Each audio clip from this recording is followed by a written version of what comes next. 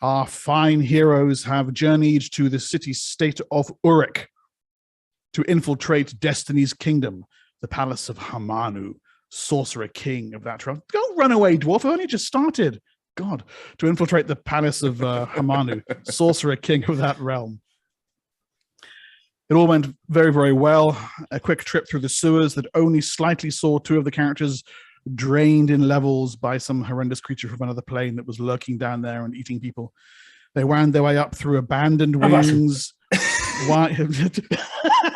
Yeah, it was totally an Ambasu. Through abandoned wings, wine cellars, a guest wing, and then into the area of the palace where Hamanu himself was said to be holding a council of war with his most trusted advisors, using his recently acquired druidic powers to transform into a spider.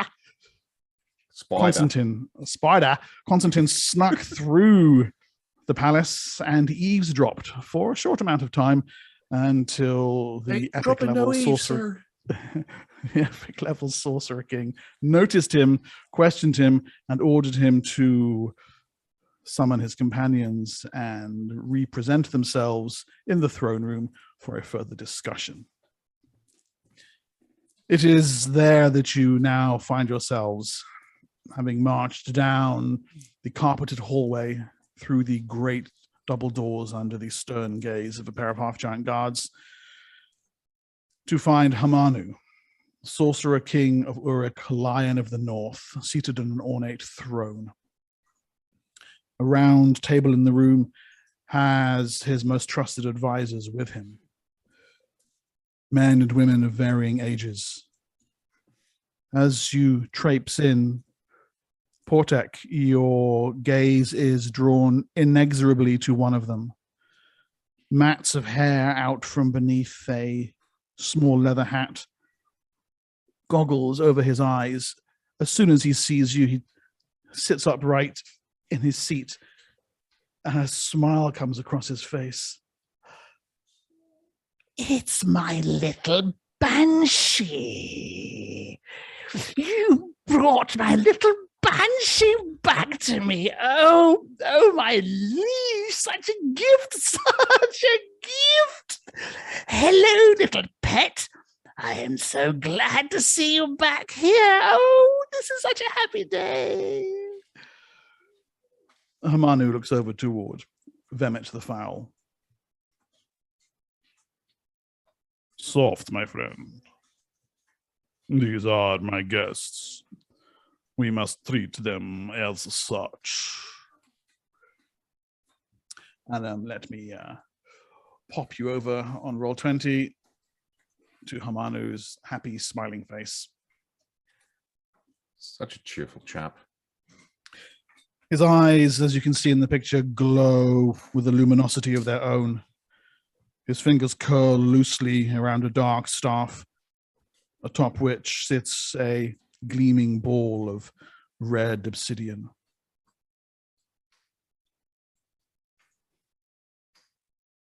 He scans you all with a solid gaze.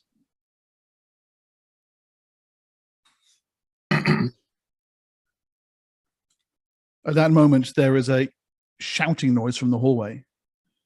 You hear a stern, somewhat angry voice demanding to be let go, demanding that they unhand him. You recognize the acerbic tones of Bengal. And over your shoulder, a half-giant walks into the room, holding Bengal by the scruff of his collar, and pitches him when he sprawls at your feet. We caught this one sneaking about in the kitchens. Excuse me, I do not sneak. I You saunter. was sneaking. And you was eating as well. Man gets hungry.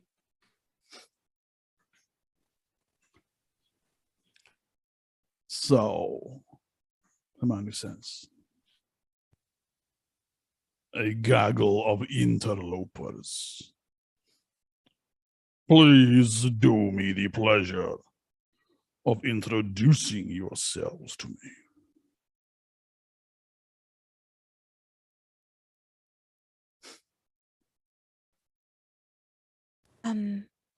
My name's Ra. I Portek. I tick. I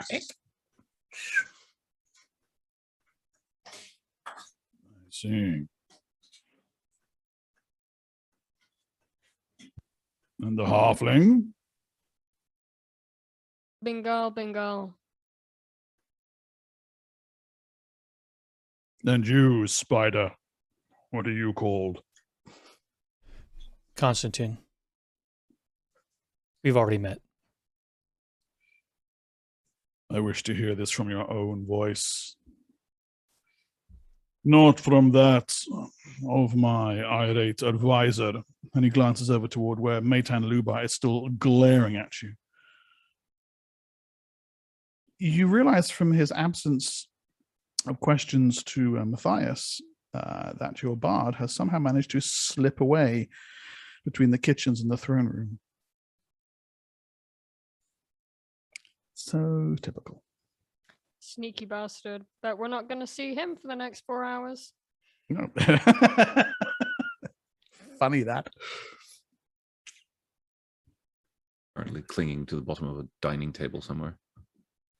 What are you doing here?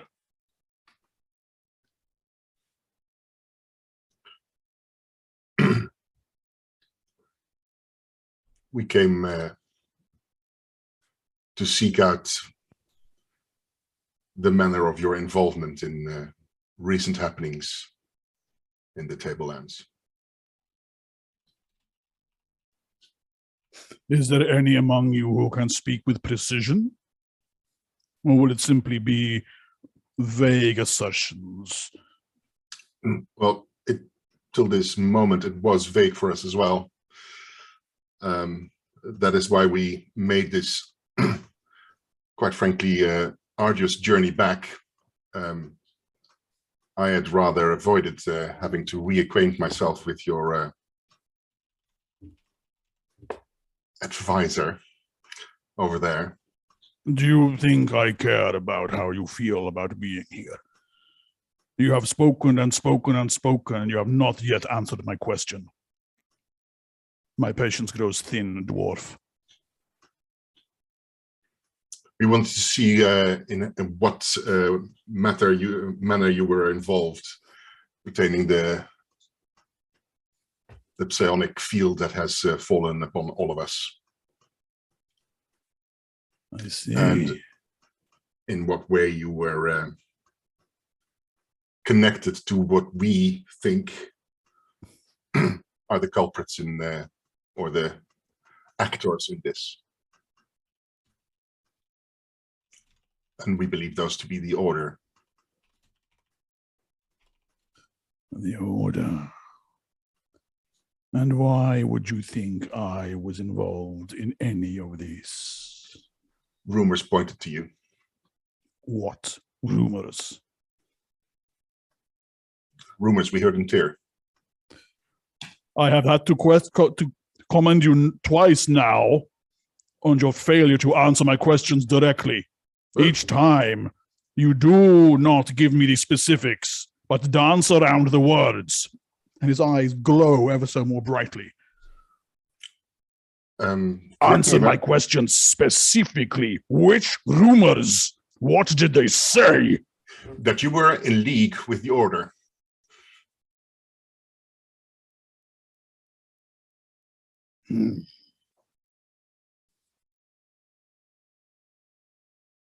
And that would tie you then to what has happened here. Things that affected,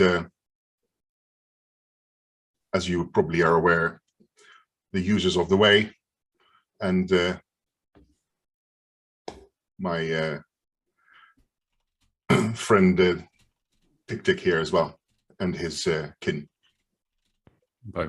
By means of demonstration, I'll have one of my antennae and just dink.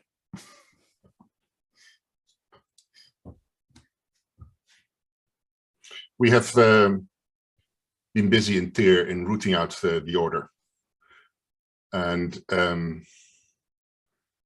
have followed that up with visits to your competitors in the other cities, and help them become attentive to the same problems. You are speaking of the Elan. Yes, that was the problem that first came to us in our city, followed up by attacks from its masters when we were getting too close. You have a curious way of expressing yourself, dwarf. You are like an elven dancer. You shuffle this way and that way, approaching from the side, from the rear. You do not answer questions forthrightly.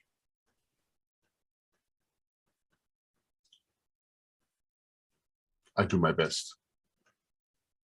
As you understand, I have allegiances that necessitates me to guard my words. It's a habit which I have unfortunately had to grow accustomed to. I would counsel you to overcome your habits if possible. You are in a position of vulnerability. I realize that. Your ever so silent companions, do you have anything to add to what this dancing dwarf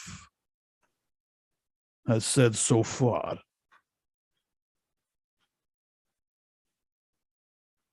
We wanted to meet you. We weren't here with the intent to bring you harm, I want to say. No.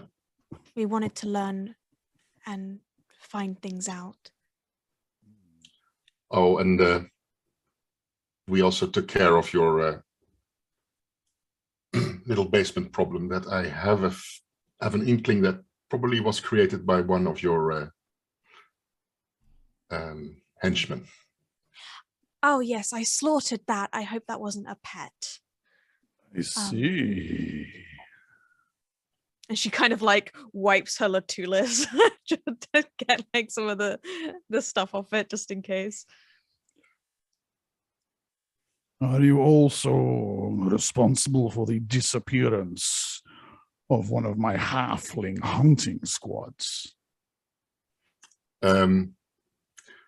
Yes.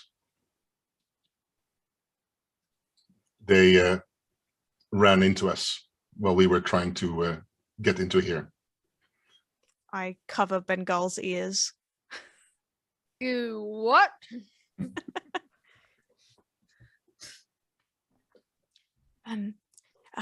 I'll explain later. Yeah, you better. And so you slew them? In our defense, we thought they were going to slew us. What does Yes. slew mean, by the way? Kill. Yeah, we thought they were going to do that to us. Or try, at least. I see. Our apologies for that. Yes, it was unfortunate. Most.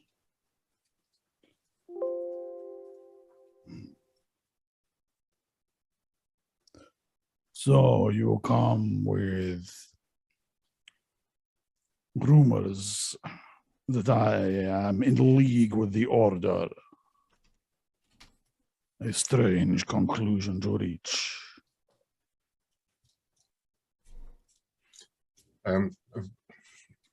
Out of character, brief memory Yes. jolt here. We got this in Tyr, right? We had this rumor that we So here's what you heard. you discovered that there were several Ilan that seemed to be connected to House Lubar. In fact, Maitan Lubar, the head of the house, is in the room with you right now. You captured a couple of these Ilan. One of them made it clear that Ilan were all over the place, and particularly through House Lubar were carrying out the deeds of the order, carrying out the will of the order. Questioning the Ilan, you also asked it where the Ilan were being made, and it told you that they were being made at somewhere called the Crown. The only place in the Tablelands that matches that description is Smoking Crown, which is the volcano/obsidian mine right by Urik itself. So that, if nothing else, appears to have been at the heart of your supposition that Hamanu himself is involved. Oh yeah, and of course there was the rumor at the meeting with which Portek attended in a passive form with the council. There were rumors about Urik and joining with halflings, and there was also a rumor. That's very true. Yes. Yes. Okay. Thanks. I just needed to know that because it was not the dwarf who was dancing, it was me who was dancing. I couldn't exactly remember. You lie. Stop lying to me. I don't remember. So you say you have come here with no ill will towards me. That is correct. Well, and yet you bring that with you. And he points at Tick Tick. Is he pointing at me? Sorry, no, he's pointing at Tick Tick. What did I do? On your back, the spear.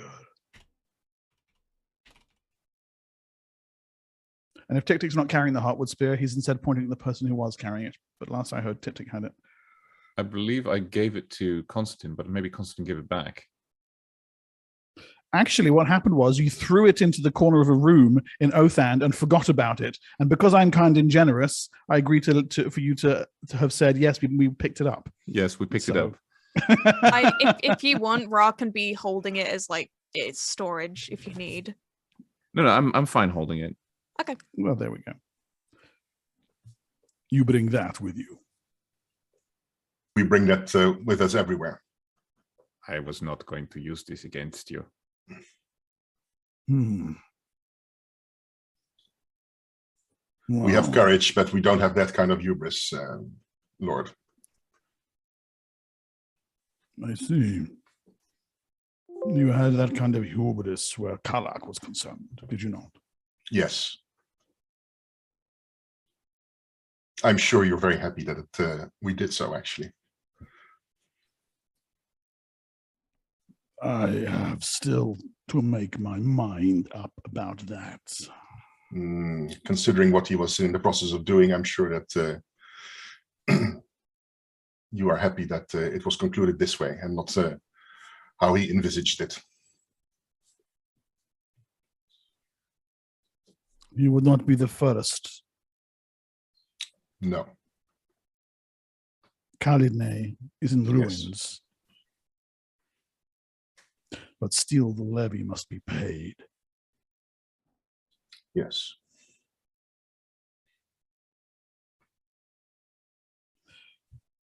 I will answer your question then. I have nothing to do with the order or the Elan. What we overheard of your conversation before our spider was picked up, already confirmed this to us. Yes. Thank you for your honesty and meeting with us. If I mean, would you like to help us with finding it out? Maybe we could be friends.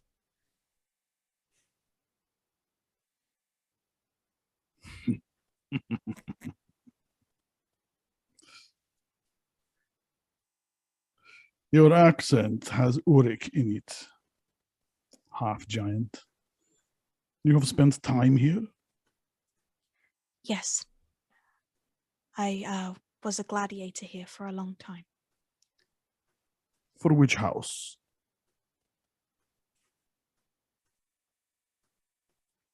Panda's too tired to remember what the name is.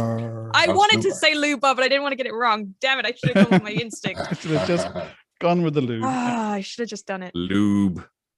House Luba. You will He find looks over that to- a looks lot over of towards us have, Maytan. have links with House Lubar.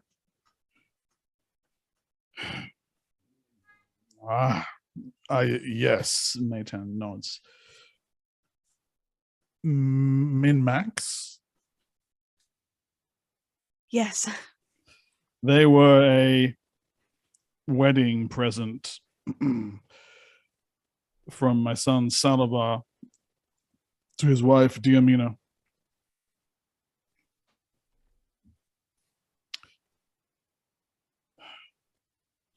He points at Constantine.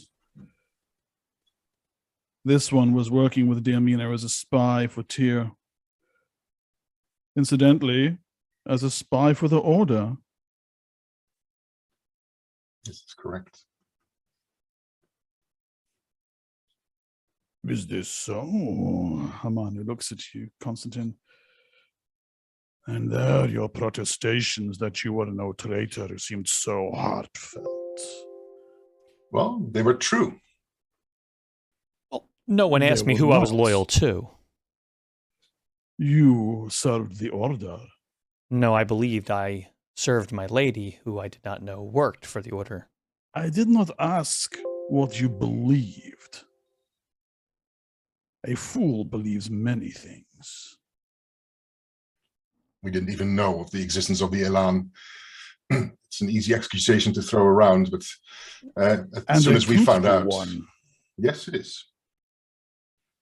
And it's the reason why we actually stand here, because we found it out and we dealt with it.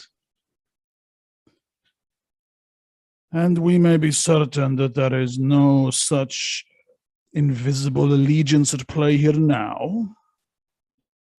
You are We can here on prove your it. own recognizance.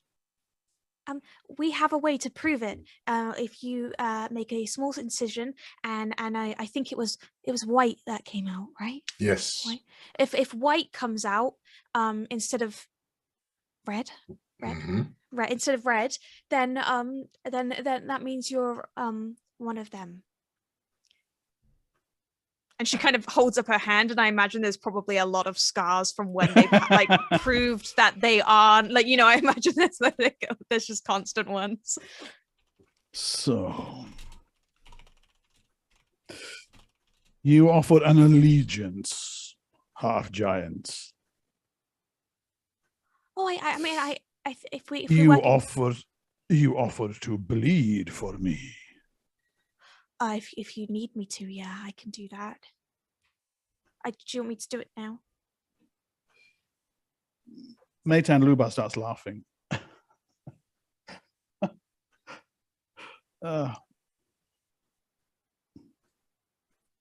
And the corner of Hamanu's mouth turns up in a small smile. A second or two later, there's a few more chuckles roll around the table. As whatever the private joke is picked up on or pretended to pick up on by the other advisors. I accept your offer, Gladiator.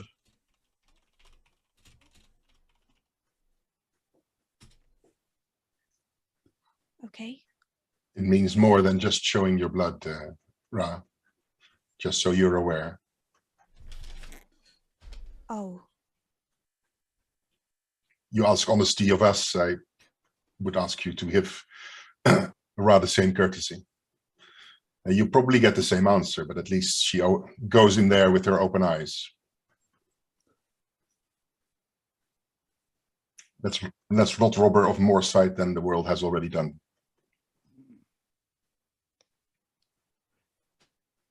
I can make use of allies such as you.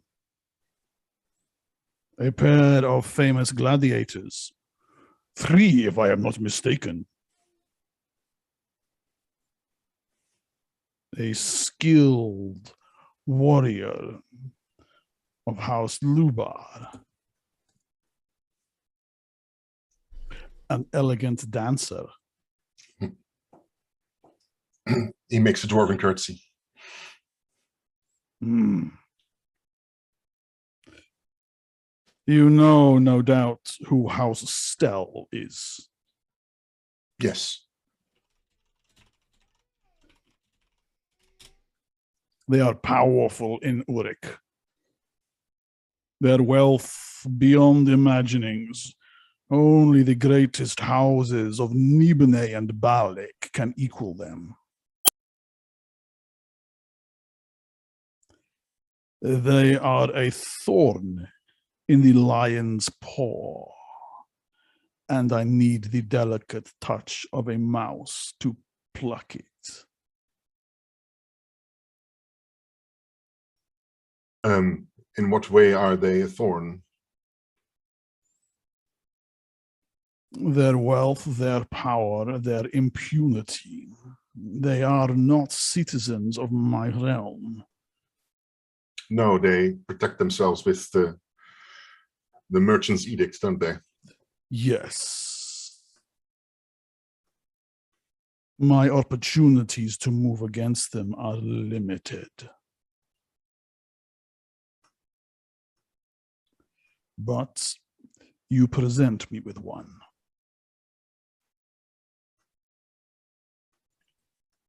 How so? The great day of games comes tomorrow. There will be gladiator spectacles, and as its finale, a game of death ball, where the greatest teams of Urik compete. The Bloody Claw are undefeated. My own teams, staffed by the finest, the Templaret, and he glares over at the old woman who's sitting in Templar's robes. She looks as if she's almost nodding off at the side of the table. My own competitors have failed me year after year. You ask us to do it then. But Ra has already offered an alliance and blood. Make good on this promise. Defeat the Bloody Claws for me. Shame House Stell. And I will consider it a gift from you, one I will repay with my gratitude.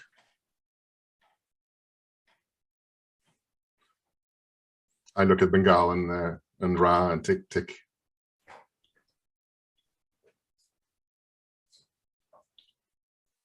What is Death Hmm? Ball? Yeah, what is Death Ball? So you, the two of you who've fought in Urik before, Bengal, and Ra, know it to be a game that is played in Urik's Black Pit of Death, which is their obsidian-lined arena here. The floor, the walls are all lined with sheets of obsidian, so it becomes blisteringly hot. At each end, there are goals, one goal each, and the death ball is quite literally basically a football, but covered in spikes, brambleweed, and there are 5 of them, and the 2 opposing teams compete to thrust the balls into the opposing player's goal. And when all 5 balls have been thrust into a hole, into the goal, then the game is over, and this team who scored the most goals wins. Is he aware that what? Sorry, go on. Along the way, the teams try to murder each other. Is he aware that Ra is blind? Yes, but he's also aware that you've been a moderately successful gladiator here. Okay. Would out of like would this be something that Ra could actually do? Is On her own? my question. Absolutely not. But it's fairly clear from what Hamanu is saying that you would It's a be team effort. part of a team. Okay. Yeah, that's why you got us, bro. Cool. Okay. Who are the opponents? The Bloody Claw. And So, Bagal and Ra, you know them absolutely. They're quite literally champions. They've won 11 times in a row now, undefeated. There's an enormous half giant heads the team. It's got human warriors, a halfling sniper, you think, and you're fairly sure there's even a defiler or two playing on the team. I can be the only halfling in the show business. For this, they must die. They're trying to steal our thing. We're champions too. You have humans, well, we have a bug. So Yeah, suck man. it. How many what's that gonna do? Yeah, how many per team? Like, would we Yeah. be Yeah. able? Is it The 5 normal team is 6. Oh, are you expecting just the 3 of us to go out there? No, I'm expecting all 5 of you to. And who will I be our see. 6th? Ra, not knowing that Matthias has left the room, is going to be pointing at everyone and going like, oh, yeah, there'll be Tin, there'll be me, Bengal, Tick Tick, Portek, and Matthias. That's 6. Matthias is gone. He's not here. What I are see the that. what are the parameters of the game? Are there any rules that we should be aware of?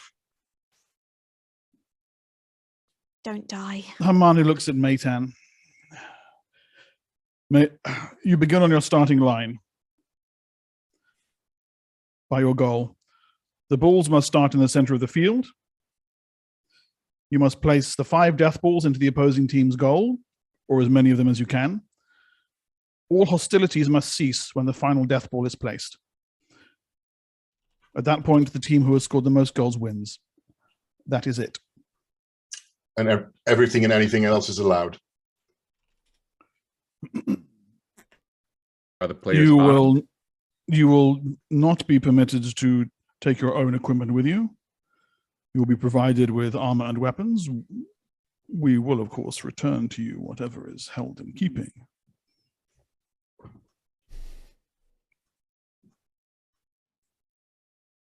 What? So and- weapons are allowed. Yes, recommended, I would say. And Who issues the weaponry? and a the shape armor? changing is allowed, and Magic. If such is within your ability, yes. okay. Because often in the gladiator rings, if people had a winning streak, it would often be, is there something going on? What if their weapons on the opposing team are faulty, or who hands these out? The arena, Maitan says. How we know weapons not poisoned? You won't. Will you be announcing this have- in public? Do they have bards on the Bloody Claws? He looks over at Vemet. No, I don't think they do. Unfortunate. It would make things a little more exciting.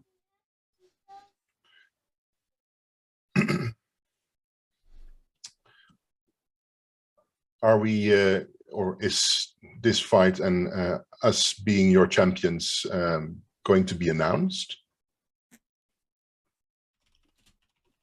Yes. Considering the experience we had in Tyr with the last gladiatorial fight, you might want to do a test like Ra suggested before the fight starts. If you are not in a league with the Order, I have reason to believe that they will probably be trying to undermine your city as well, like they have done with us in Tyr, and like they have been doing in Nibene, and have been doing on the other side in Nibene. We have received ambassadors from Galg and Nibone. There are no Elan here now.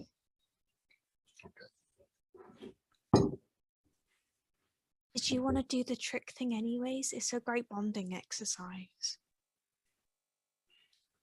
No, if Lord Hamanu is sure that there's no Elan here now, then I will trust him on his word. Awesome. I think we don't have to worry about it then.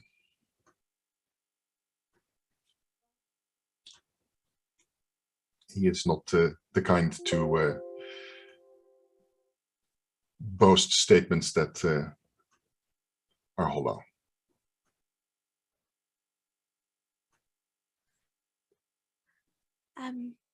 Well, thank you for allowing us to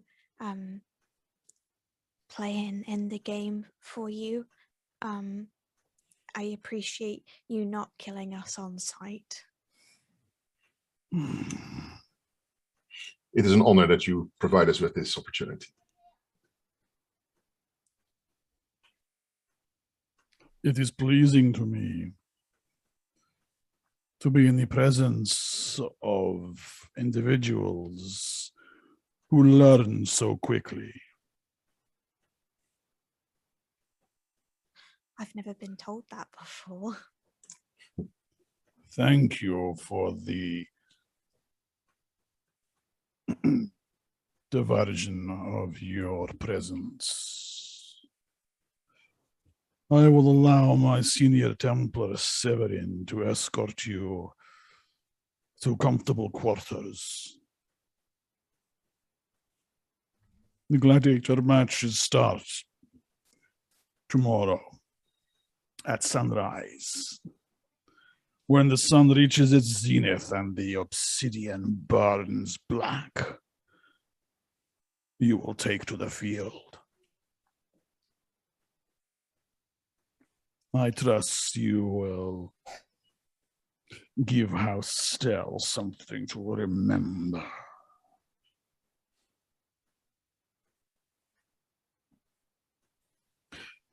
He sits back in his large chair, and the Templar who you saw Constantine slip into the room and whisper in his ear, the one in the ornate yellow robes with the black breastplate, appears in the chamber behind you. With me, please, he says, beckoning you. Give Hamanu a bow and return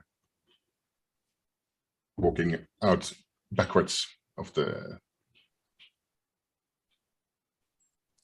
So with Severin leading the way and a quartet of half-giant guards escorting you, takes you out of the throne room, further along the marbled, carpeted hallway, and indeed into a sumptuous set of quarters that overlook the massive gardens around the city, and then around the palace, and beyond that, the sprawl of the city spreading out. It's like you are at the corner of a diamond, and the city itself arcs out away from you. It's dark walls and higgledy-piggledy rooftops and rising lines of smoke, looking almost picturesque from this height.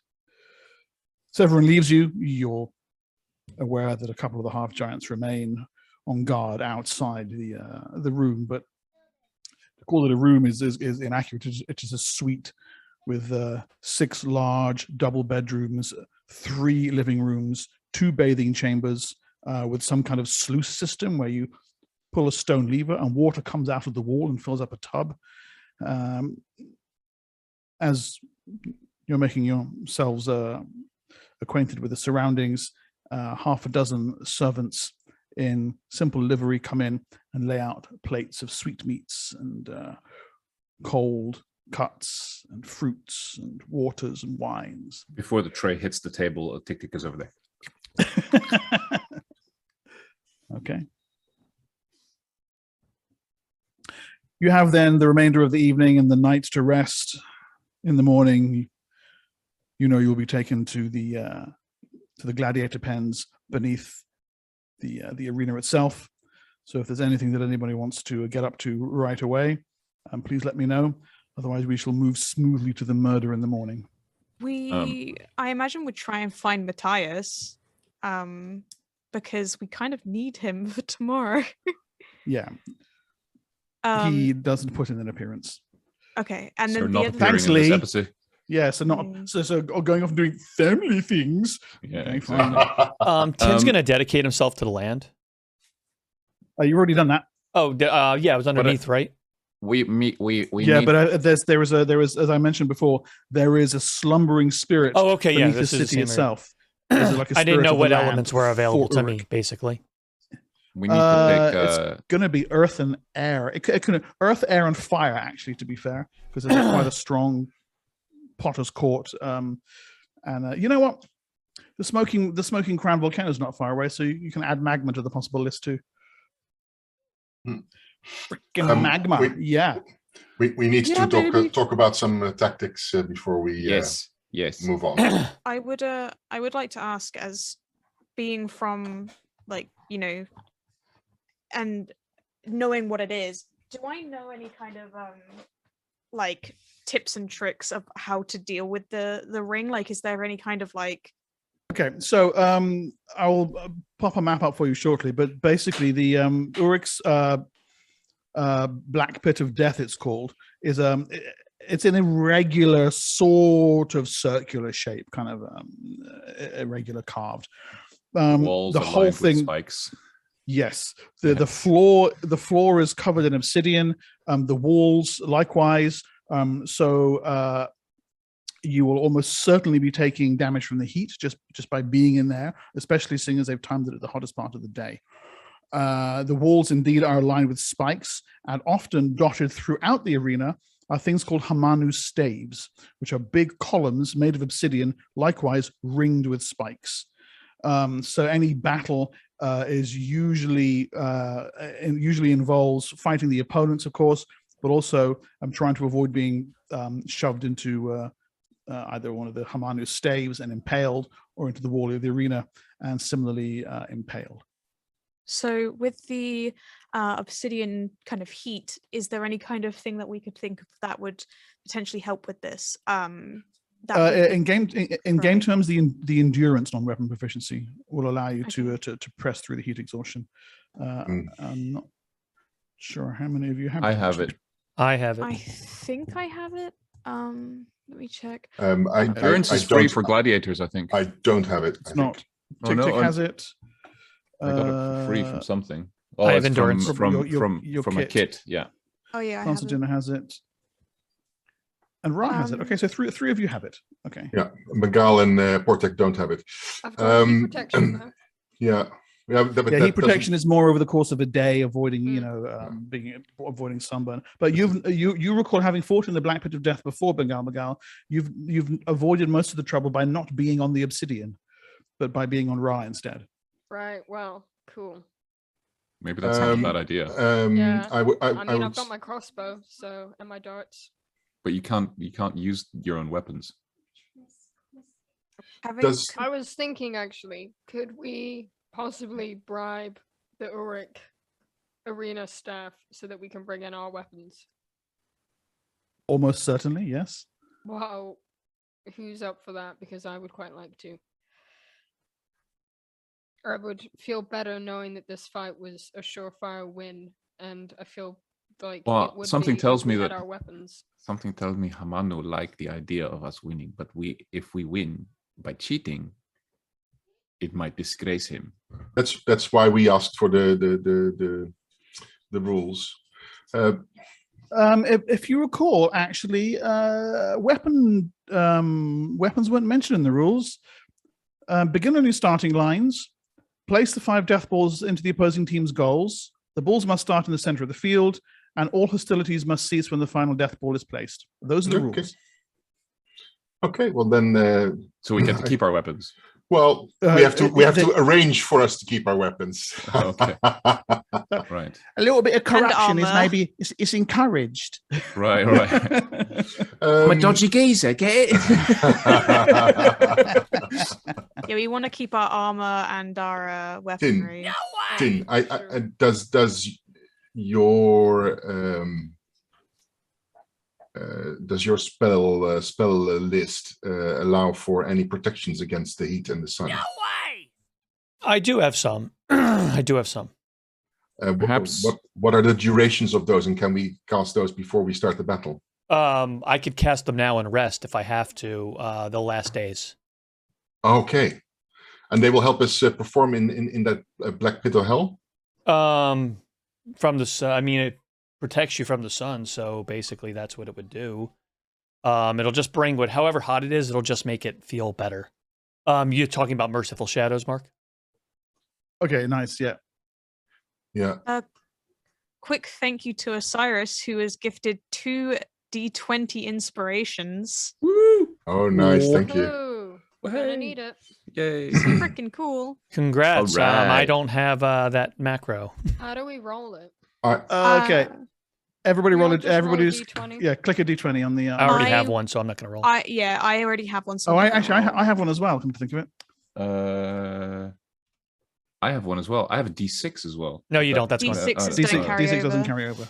Well, I already have one. So then what happens? I don't think. If you So- already have so one, then you don't Bengal- get one. So Bagal and Portek don't have one. So then they just get. If the rest of us have they, them, then they they, get them. they both Should they I both just get have one. one? You just I get rolled one. a nine. So you just get I wasn't it. gonna You just get it both. now. Thank just you. get it. Thank you for Awesome. the. Thank you. You Thank get you, it. Osiris. Thank So- you. So- Awesome. Yeah, Portek. Having- It just will make things easier on us. That's another one. What I will bring to the forefront at the moment, what springs to mind, is that I will all cast a stone skin on you. On stone skin on it, Ooh. what does that do? What is that going to do to me? It will protect you from hits, from weapons. We fought this before, remember?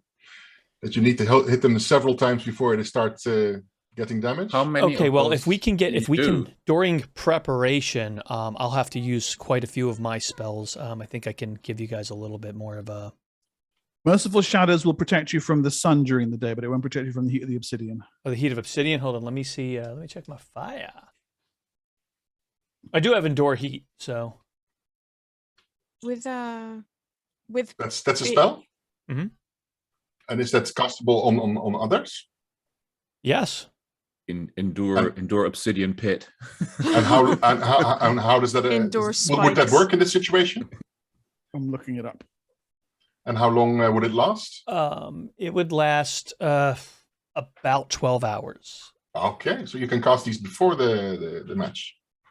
Yeah, but probably it's really cast them going to take a before lot sleep. of what I can do. We can't do it before sleep because a lot of them will wear off. By the Yeah, it would. time we It start. depends what time. What time is our fight? If our At fight's the before height of- noon. Your fight will be about noon. So, oh yeah, fair enough. Also, since Bengal and Ra have competed in this pit before, I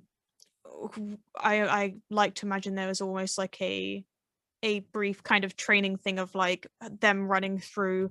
This is what the pit is like. This is how it works, and then that way everyone is kind of prepared to actually understand how tough it is in there, and then potentially actually work out like mentioned earlier a game plan of what we're I gonna do. I have I idea. would mention the thing about obviously one of the tricks to surviving is ideally not being on the floor.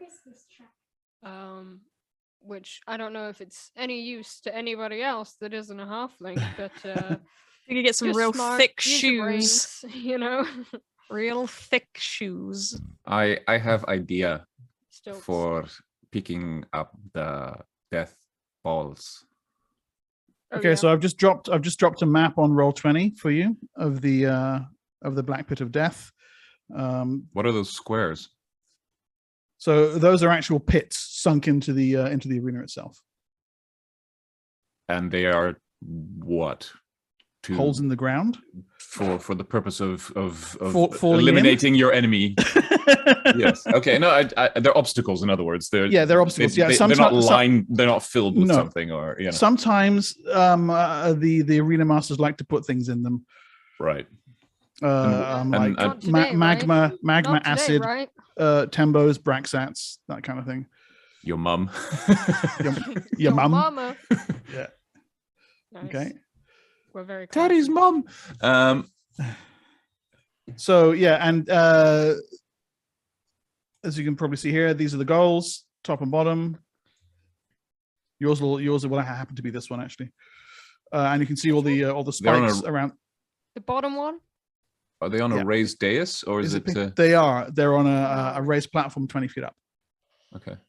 How big is the goal? Like, is it bigger than a football goal or smaller? It's or is it the like actual a basketball hoop. The hole is about that big, big enough for you to you have to shove the death ball right into the back of it. Ah, I see. Okay. I have idea for death ball. So it's covered in spikes, so it will hurt you, right? It can be used as a weapon, yes. We sever the arms of our opponents and use them to pin the balls on it, and then we use that to launch the balls into the goals. That is my brilliant plan. Okay. Anyone have a plan with less dismemberment? We are going into Gladiator Okay, Pit. so what do you think is going to know, happen? but here's the thing, It's mean, not a picnic. Move Right, around and Think don't. about this game. Before we Death make our ball. plan, You got to remember the 5 Ds of Death Ball. Okay. Dodge, duck, dive. So let's first Dodge. Death, Death. death, Death. death. before we make our Dodge, plan, do dive, we know decapitate. do we So know we what ha- the opponent's game plan is? Like, do they yeah, want exactly. because they've What won do we know 11 about our times. opponents? Exactly. Yeah, they're Okay, apparently favorite and have been longtime champions, so we should have some idea We're of what longtime they are and what they can champions. do. Yes. Okay, so a couple of things. I just looked on Endure Heat. That will protect someone from the heat of the obsidian. As for the Bloody Claws, their primary goal scorer is their half-giant leader, a guy called Rend. They have a system where they have a pair of blockers, human warriors, who stay close to him and basically guard him as he makes runs on the enemy goal. Okay. They have a pair of elves who operate also as basically receivers. So if Rend is pinned down, he will attempt to throw balls to them, and they will then try to make the final run. And there's a halfling who runs interference. Okay. And about what they do we know how they fight? Yeah, are they more killers or are they more focused on the game? So the elves, there are persistent rumors that they're defilers. Okay. Can I suggest a game plan? So I was thinking, I think that the person that is like our point scorer, I suppose, the one that, you know, is actively trying to, all they focus on is getting the balls in and out. I think one option could be Tick Tick, considering that he's quite fast and would be able to outmaneuver a half giant at least, you know.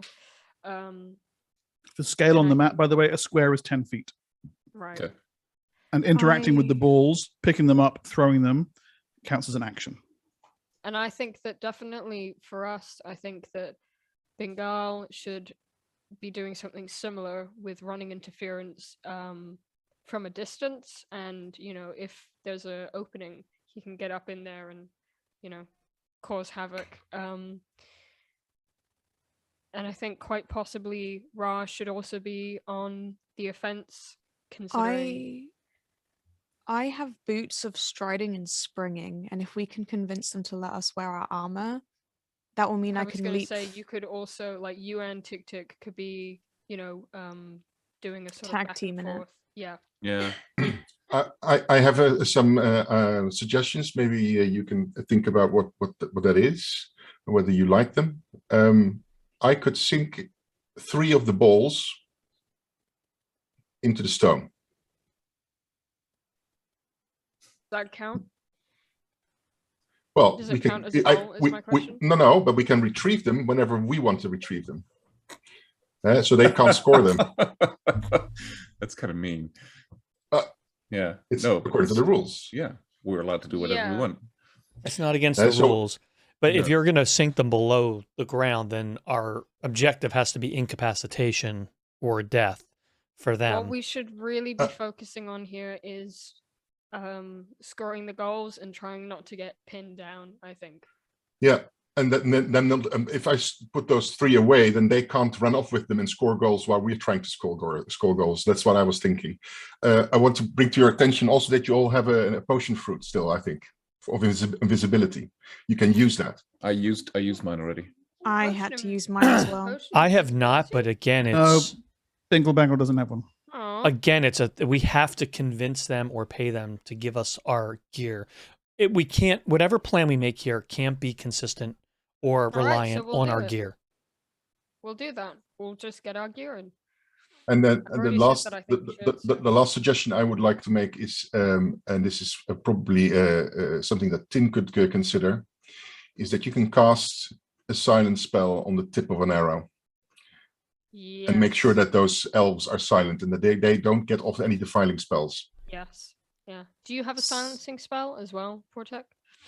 I do, but I don't have capability of shooting an arrow between or in somebody's foot. But if we have our gear, then you can load bolts. If you enchanted like one of Constantine's arrows and one of my bolts. Yeah, but that I have to do that just before the battle. I can do it twice, and I have to do it after I've done all my protection spells on all of you. All right, hear Because me out. after I cast the silence spell, I can't cast anymore in the silence. Right. We do probably Bengal and Portek find the arena people and try and bribe them. Mm-hmm. I'm thinking Ra, Tin, and Tick Tick try and find our 6th member. Because even if we hire someone, it's better than being one person short. That's a good point. And then once we find out whether the bribe was successful, then we can like start casting anything that does last long enough, get rest, and then in the morning potentially do some training and actually like working out and things like that to make sure we've got everything down. Yeah, it's a nuisance that Matthias is not here because he's the one who would be able to easily. Yeah, but also do the bribing thing. He's much better at this than I am, or I think any of us is. You think you really think I should be, talking to people, huh? I don't know. God, no. I think you have more experience than I do. Oh no, Dwarf, your internet has gone. Oh, we have no one to stream. Oh, we can't play that. Oh, I guess we'll have to wait till next week when Jade's find back. The cable. Oh no. Oh no, guy, I can't. You're breaking up. I'm glad I caught what you were putting down. Pull.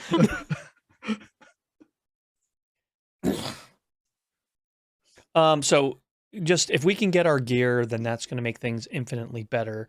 I think that if we are going in with weapons, whoever's ranged, we need to take out one of the one of our first things we have to do is taking out one of those elves. If they are casters, then I'm not a fast caster. My magic does not come quick. Portek's magic does not come quick.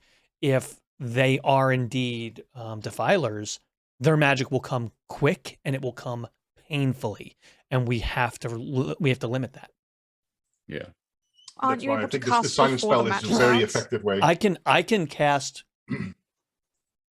before the match, but those are things that are going to happen. I can't prepare a spell for what I don't know is going to happen. And where I do have some ability to be offensive beyond my personality, I'm better with supporting you, enhancing you, than I'm going to be if I'm trying to chuck. If there was a cloud in the sky, I would chuck a lightning bolt, but I don't have a cloud.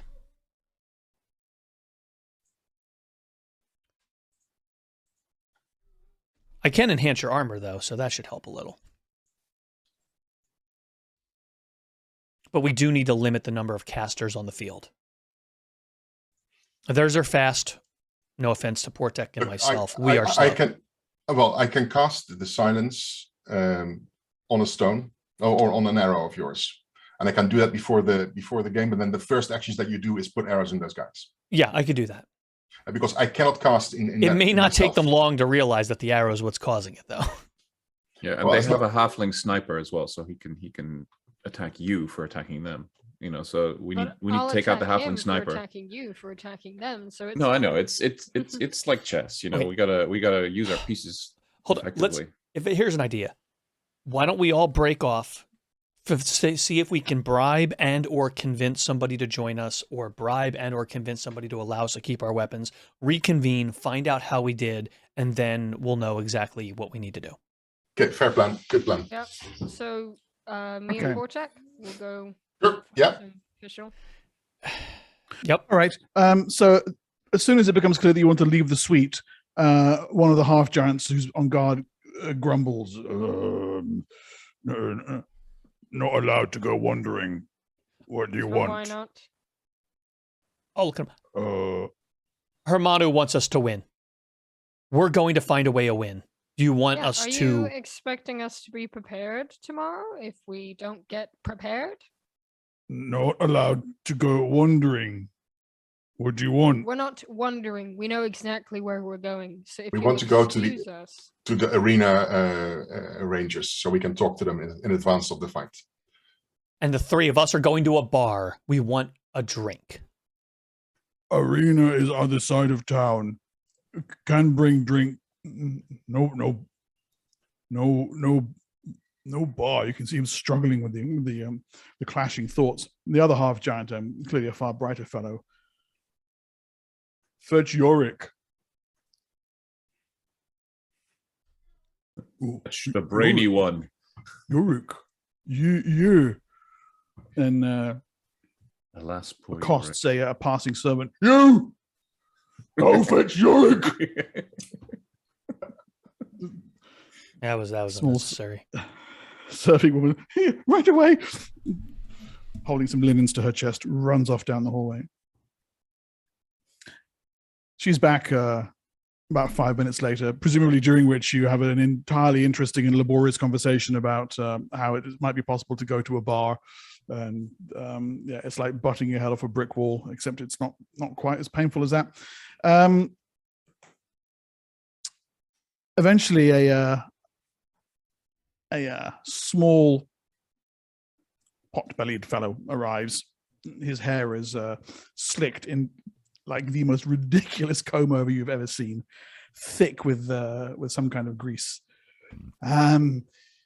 You are the min-maxers, is that correct? Sure. yes, Is that to be? sir. Is that to be your official name? I am Urik, your factotum for the games. I thought we were the clutch. The clutch. It's Tick, tick. fine. I think we should bank on your Urikite. your Fame. fame in this city and min-max. I'm We can do it. We can go min-max in the clutch. I was looking at Yeah. the element of surprise. They may not be expecting. The other team may not know who they're against because we Could were I interject here? Urik says, I am quite busy, and as fascinating as your conversation is, I understood there was something you wanted to discuss with me before. What is your role exactly? I am your factotum for the games. What does that mean? Well, it means I'll do whatever you need to make your experience here at the Black Pit of Death a fulfilling one. Great, fantastic. Okay. So, It would be very fulfilling if you could facilitate us and Lord Hamanu specifically. I look at the reaction when I say that. None. Blank. Okay. Finish your sentence and let's see where it goes, eh? In facilitating us use the equipment that we are familiar with in the combat. I see you're not amateurs to the gladiatorial spectacle. You're looking to do a little bit of an end run around the opposition, and a good move too, I might say. The bloody claws, they're fuckers. So if there's something that I can do to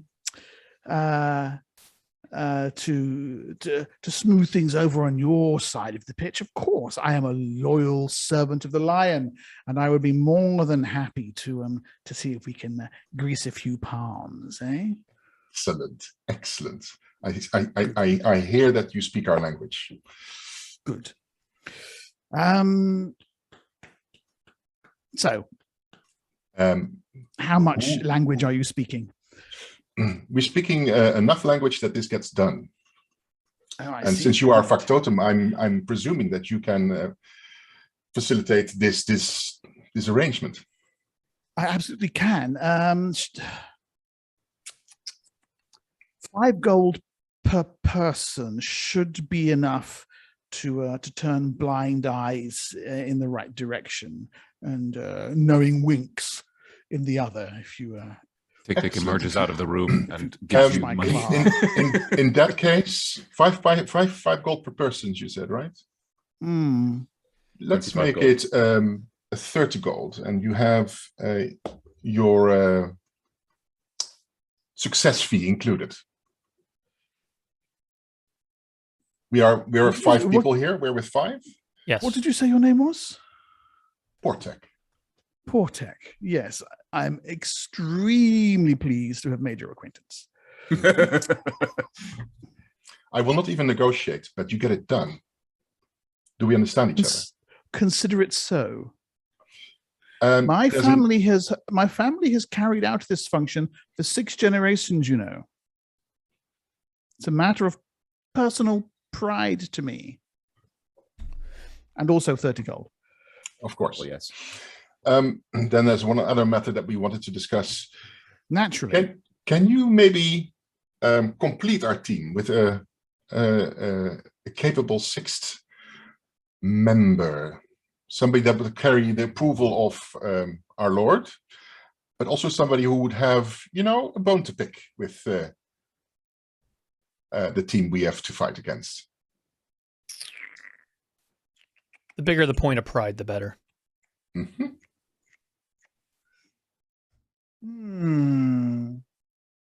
I will make inquiries. And of course, a similar fee for such a person would also be forthcoming. Outstanding. 5. Yes. We discussed. Good. Yes. Good. Right. So how do we do this? Well, you give me 30 gold and then I run along. I pay you half and you come back with the success and I pay you the rest. My family has been doing this for 6 generations. Okay. If you pay me the money, it will be done. 35 they're gold. an NPC and they've run out of voice lines. Here it is. What is your name, sir? Yeah. So My family has been running this for generations.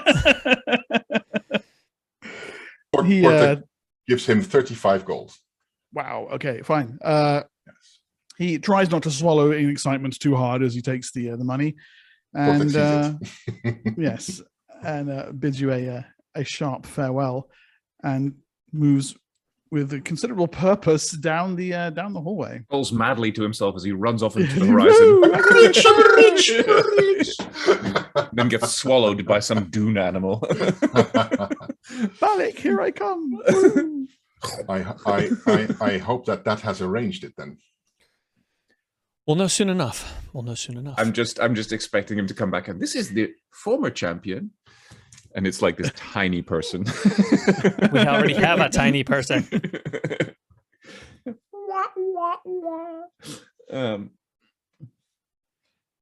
Okay, I'm just finding you a dude. I am having a look at spells. Nudge, nudge, say no more. Yeah. A nod's as good as a wink to a blind bat. To a blind bat. Is your wife a goer? Okay, cool. Sorry, I'll shut up now. Do we have any further preparations other than waiting for Urik to return? I'll get me coat. See that you do. I'll be I am- casting some I'll be spells. using armor optimization. Well, this is the night and- before, right? Yeah. So the question, of course, would be, is this a moment where you would be interested in me casting a haste spell on all of us? How No. long does this last? Absolutely not.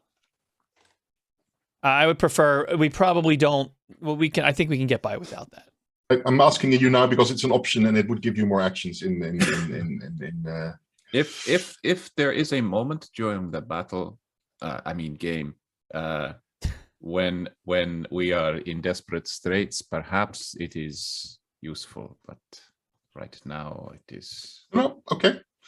I'm Pressing asking need you of a heart attack. Yeah, Yes. I'm Yeah, asking you in in bit advance. I'd rather death. die of a heart attack in the middle of the ring if things go wrong than right now. Well, no, I think he means tomorrow. I mean, for in the battle. Let's It'll see. only Let's see last a how. few- Let's it'll see last how a we few work at the minutes. opening. If we do well enough, we may not need Okay. it. So, I but have if also, I was looking at the map. Is this map something we have access to as the characters? Yeah. Okay. Yeah. Um, Bagal will have sketched it for you. What Okay, time? so- Does anybody know what time they'll be taking us to the arena? You will almost certainly be going down when the first matches start. There is, if you can see on the map down at the bottom right, there's a door and a passageway leading off. No, Tin's trying to figure out if he can cast and then have enough time to sleep and have the spell still be in effect. That's what he's trying to figure out. Like, what time would they be coming to get him? If our match is at noon, You will have about 6 hours of sitting around in the gladiator pen okay, that's before a your negative. match actually starts. So okay, that's good stuff.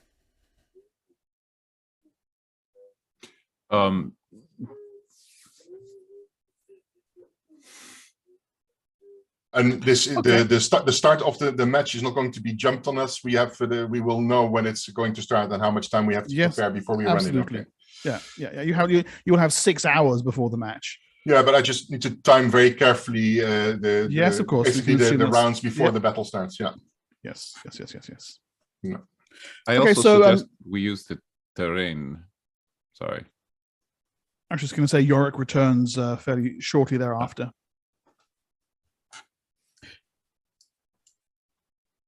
Good news. The arena master himself has agreed to be busy during the inspection regime to make sure that illicit weapons are not smuggled into the arena. So by all means, smuggle illicit weapons into the arena. Good. Furthermore, I have located the services of a certain Cartho. And he was once a gladiatorial slave of House Stell. Oh, perfect. Unfortunately, his career took a bit of a downturn, and he was sold to work in the obsidian mines. It just so happens he's in town, and I had a little word with his handler, and a few coins changed hands, and there's a little bit of bribery, and then some threatening on my part, and it turns out that Cartho would love to be your sixth man, as it were, and join in your endeavor to stick it to Stell. How we know we can trust him? Oh, you don't? No. But unfortunately, there's no amount of gold can buy that. We just have to rely on hate. Fear, I have always found, is to be an excellent motivator in these situations.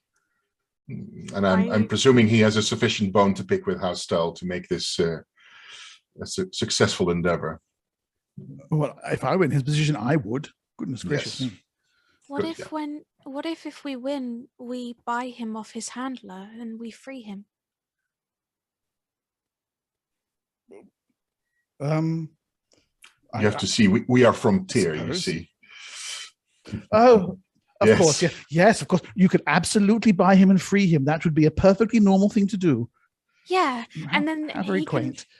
can join. That would make him want to fight with us.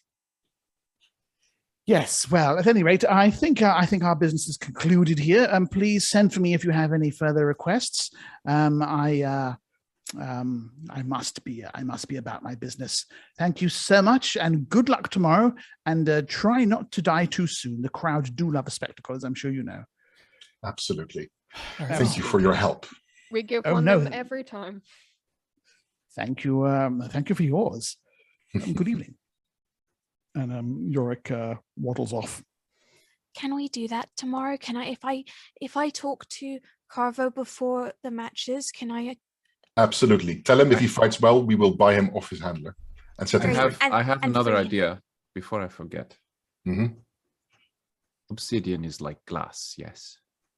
Stone, but yeah. Yeah. It's slippery when wet, yes? Yes. Yeah.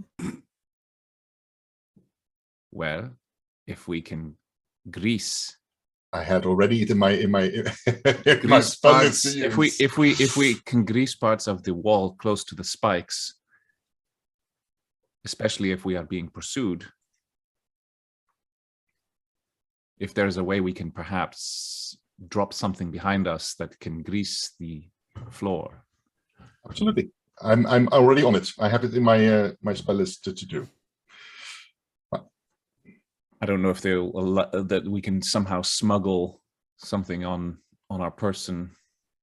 We can smuggle anything we like on our person. We just were Yeah. told. Perhaps we can prepare something if from the fruit or the food that is in the house, the oil, something, anything that might work as a bomb of something we can drop behind us. Absolutely. I'm sure we can ask for oil, which also might burn. You know. Yeah, it's also interesting. There's plenty of that in the room already. So let's say you can take, I don't know, there's enough for you to each have 2 flasks of that each just lying around in the suite. Okay. Yeah, some lamp oil or something to that effect. Anyway, we just in some ceramic container that you can drop. Just drop behind you as you're running. If somebody's chasing you, especially if you are then able to make a last-minute turn. Okay. Shame we can't get in there sooner. If we could get in there tonight, I could probably set a couple flame traps. Also, I'm noticing on the map, there is a pit right next to the spike wall. I can clear that with a jump. If I run with the ball past that pit and jump over the pit, over here to here, perhaps somebody who's pursuing me won't be able to follow. Interesting. Okay. Because those spikes go right up to the edge of the pit, right? At least the end according to there the they map. do. Yes, Yeah. they do. I reckon you should give it a shot if you can. I say we use the terrain as much as we can. Mm-hmm. The Bloody Claw certainly will be doing so. Yeah. And use your size, Bengal. You can sneak in between small crevices and cracks that others cannot. Yeah, I mean, obviously, in this area, right there. I mean, even but- Bengal couldn't fit through there, right? You might be with a dex check. You could probably skid underneath those spikes that are sticking out there. Okay. But otherwise, no. Yeah, you'd be the only person who could. All right. in So your team at any who? rate. So we're gonna have Bengal and Tin aiming for the elves. We're gonna have Ra and Tick Tick kind of running with the balls. I think Tick Tick's the primary, Ra's the backup. And then I believe Portek is doing all the smart shit, like like the spells and making sure everything runs smoothly. So if we have Portek potentially also on Ra, would that work? Bingle Bangle will be able to sit on your shoulders. Portek, you would have to carry. Okay. I actually was thinking of maybe, and this is actually a new one for me. I could, because we have the time to prepare, I'm looking into maybe bringing an elemental in. That's allowed, right? An earth elemental. It would count as a team member if you brought it in. If you summoned it during the match, then it wouldn't. No, I don't have the time for that. Yeah. No, I don't have the time for that because it takes 2 rounds to summon an elemental. Yeah. What if, and hear me out, you begin casting it before entering the ring. So just as they go, start, you're like, like instantaneously. This is a possibility. You are gonna, if you look at the map, you'll see that there is a corridor that runs off, and you see in the bottom right corner those red lines. Mm-hmm. That's the gladiator area. So you will be walking up that passageway and into the arena and taking your positions. So you're not going to be able to be casting while you're doing that. What if Ra's carrying me? Exactly, unless I'm being carried, right? Yeah, then we're looking at dex checks to make sure you don't fuck it up. Right. I could carry Portek in like princess carry so he can cast and then place him down once he's finished. A dex. So if she's carrying me, I have to do a dex check. Wait, I thought I was carrying Portek. Am I carrying Tin? Okay, we're making it too complicated. I'll leave this. Yeah, yes. I'll leave it out. Okay, so speaking of which, let me know if there's any specific spell casting that you need to do now on the night before. Otherwise, we'll move to the morning. Everybody should be full health. I'm assuming everybody's good. So you're not. You're slightly bruised, but you have the spells to sort that out overnight. I'll so sort just that. remove that. Yeah, no need to roll for that. Everyone else is fine. Any spells that grant temporary HP or anything like that we could potentially cast tomorrow? I do have one, I believe. Aid is the one that you want for that. What's that? Aid grants temporary hit points. Yeah, I'm just looking for it. I think it's a Is there... second level priest. I'm wondering if we could get something that would make like if Yeah. I don't know why I'm imagining Tick with like oven mitts to stop So, the yeah, spikes hurting him while he carries them. Like I'm wondering if we can get him something to hold the balls with. The problem is it wouldn't take. If I did give temporary hit points, I'd have to do it day of. I can't If do it. we're smuggling fair. in weapons, I can just use one of my spears to skewer it. Well, what are the balls made of? I guess they're probably. They're covered in spikes. Yeah, but what are they made of? Thick balls of soaked and hardened leather with obsidian spikes coming out. Okay, so you could Okay, probably so- pierce it with a spear. Yeah, you could. So my question was then, are there any spells you're casting on the night before? I am, and I'm looking at it. I'm looking at the length, the duration. Yeah, give me a sec. Should we go on our I will- break while we do these? You know we can what? get- Sure. I was going to get the battlefield set up, but we might as well do that over break.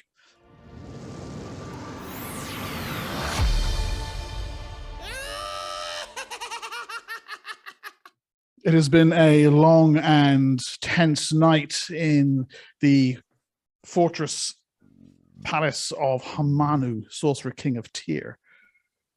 You have prepared yourselves, layered yourselves with spells, optimized your armor, honed your chakachas, polished your lutuli, and now have been taken through the city in gold leaf plated palanquins, as befits only the highest of gladiators. The closer you get to the black pit of death, the arena which lies in the southeastern quadrant of Urik, the louder the noise of the crowd becomes. Ra, Bengal, tick tick. It's like coming home. The thunder fills the air. A bass susurration, a murmuring of voices, tens of thousands, talking, speculating, betting, cajoling, but rising over those, the war chants, bloody claw, bloody claw, bloody claw. Their popularity cannot be denied. Little doubt that Hamanu wants to see their sponsors House Stell brought down a peg. But word has spread. Champions returning to Urik after a year or more away. And with every lull in the chants of bloody claw, you hear it. Men, max, men, max, men, max. And as the morning wears on, the chants grow louder and louder. For Constantine, for Portek, this is not the kind of battle that you have ever faced. This is not the covert world of the shadows. This is not the tactics of the strategy room.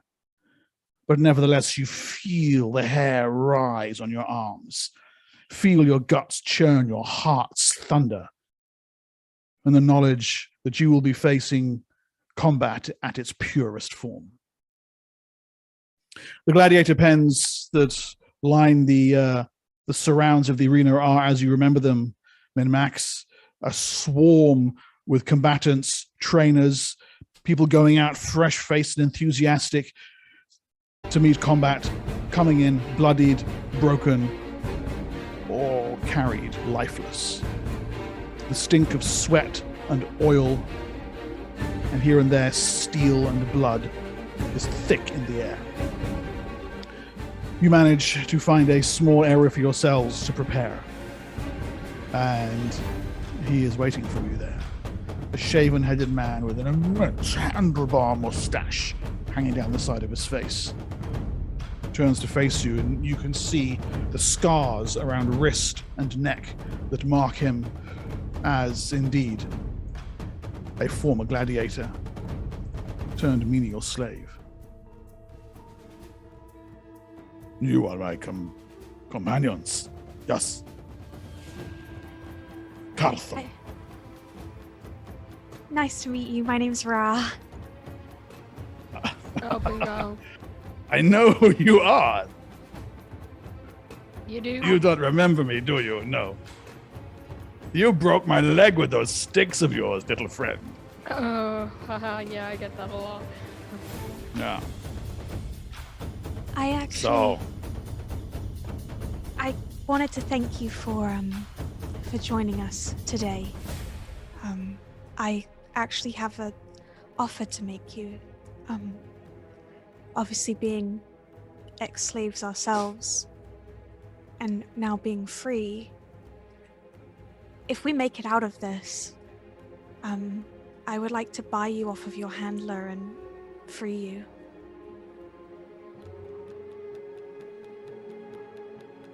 This is joke. You make fun of Cartho, to lift spirits before battle, yes? No. No, we Never. have freed many. We are from Tyr. They're from would- Urik. We live in Tyr now, and we can give you The a free place, city. a place to stay, a place to live, and you don't have to do anything. There are jobs if you want them, but as a thank you for helping us today, and I guess an apology for Bengal breaking your legs before, we would like to free you if we make it out of this alive. Don't apologize. It was only one leg. It was my mistake. I turned my back on him. Teach me good lesson that day, little halfling. You're welcome. Cartho accepts. Great. We're going to give you some preparatory helps. There's a lot of riding on this that we succeed. I will provide some earth magic to protect you from the first couple of blows. yes. The spirits of the earth, come to Cartho. He will love you like a dog. Okay. And you prep him with the stone skin you mentioned. Yes. I just need a moment alone. Okay. He's so excited at the prospect, he completely failed to notice that it's not earth magic at all. Oh, it is actually. Oh, you're getting it through your... Oh, yes. Oh, of course. Nice. Beautiful. Okay. Yeah. It smells so musky.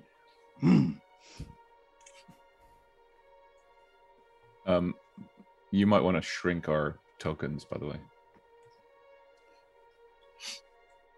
What Are they race big? is he Oh, again? he's a human. Okay. I hate him. You hate him? Well, Of course you do. You're a bit racist. That's true. Yes, I am. yeah, bloody racist. Okay, I will just racist against Cartho for you. humans. Oh, there he is. Yeah. That's our boy. Boy. What a handsome Oi. bean. There's the bloody that claws on the far side mustache. of the pitch. Yeah, he's got Oh, a badass God. mustache. Of course they are. There's the death balls. Okay. Don't hurt yourselves So- handling the balls. This is exactly where Ra is. That's your line. Anywhere along that line. I'm going to put They're a lot closer. Cartho there. Huh? There's only you're only 40 feet away from the closest one. Well, they are the champions.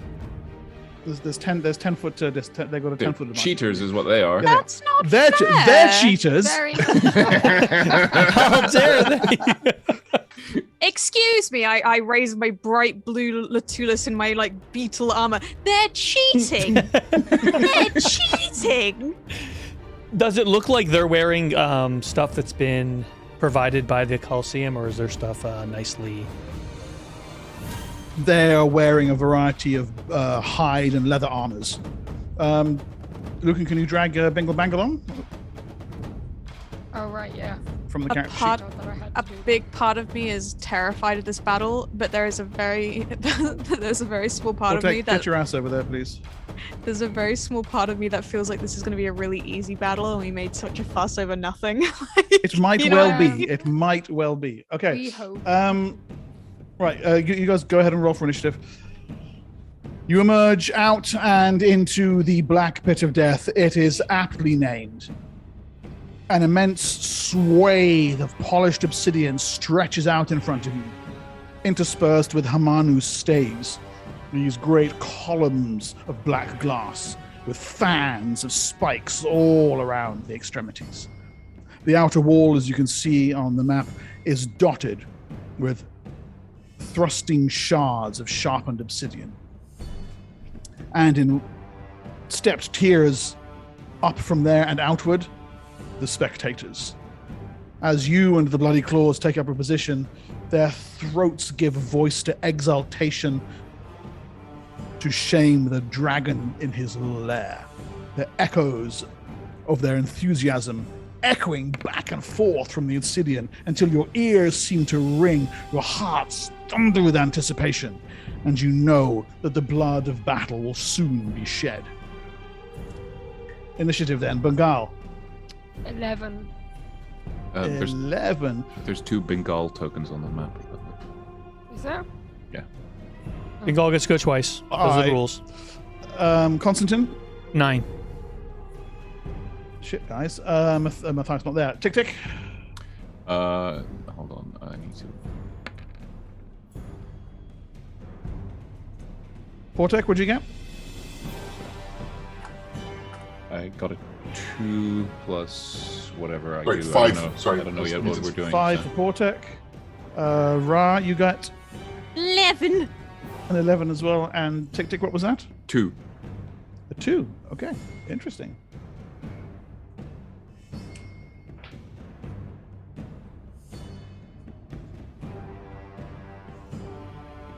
For a moment, silence gradually asserts itself over the field of battle. As the master of games, a tall half-elf strides out to the center of the black pit of death. On this, the day of battle, 2 teams stand opposed to each other. On my right, the reigning champions, the Bloody Claws. There's a roar rises to meet this. And to my left, Min-Max and their clutch. The roar is not quite as fulsome as that which greets the Bloody Claws, but you can hear the enthusiasm and the thunder within it nevertheless. Let the games begin! And then she runs for the exit. Run away! Understandably so. Yeah, haul it, lady. Move it. Tick, tick. Can she You can she are- roll a Tick, tick, you are up first, Okay. along with this gentleman here, who immediately breaks into a run. 1, 2, 3, 4. Yeah, right to here. And he makes a grab for that ball. And what do you Okay. do as he's doing that? I do the exact same thing, but go this way to grab that ball. Okay. Give me a dex check, please. Okay.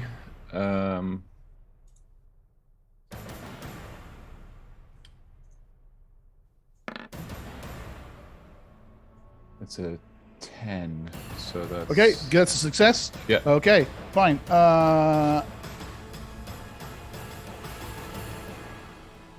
You have the ball. Okay, it should move with your token. If it doesn't move it with you, I'll move it for you. Okay. Okay. All right. Anything else? Okay, so I moved 1, 2, 3, 4, 5, 6 squares. So Yep. that gives me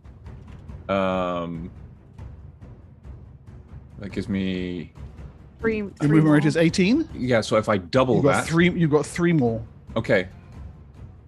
What do you mean if I Your double movement rate is 9. If you Using do an your combat action, rate, it's 9. yeah. okay, we're doing combat rate because I did an action. Mhm. Okay, well I'm going to go over here. Actually here. Okay, cool. All right, cool. Okay, nice. Grab the ball and make a run for the side of the pit. Yeah. Okay. Gotcha. Okay, one of the elves, uncharacteristically shaven. What do we got? 1, 2, 3, 4, 5, 6. Yes, nice. Races over to here, makes a grab for the ball. Yeah, nice. And then snaps off the words of defiling magic.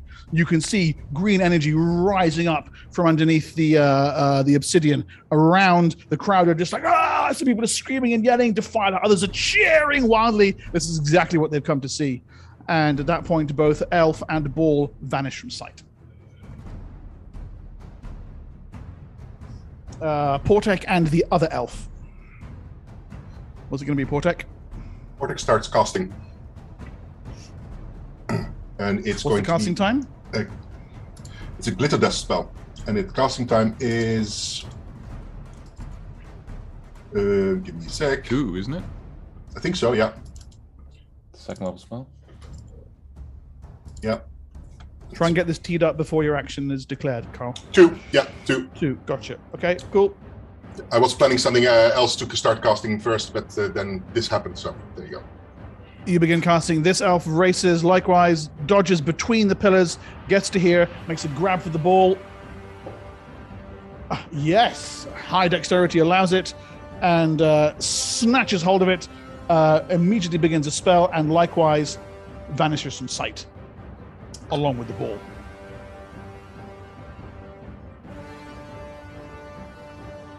Okay. The halfling, in an audacious display of agility, 7, clambers up on top of this stave of Hamanu, using the shards sticking out as stepping stones, nimbly leaping from one to the other, and he lands on top, drops to his knees, and unlimbers a crossbow, and just holds his action.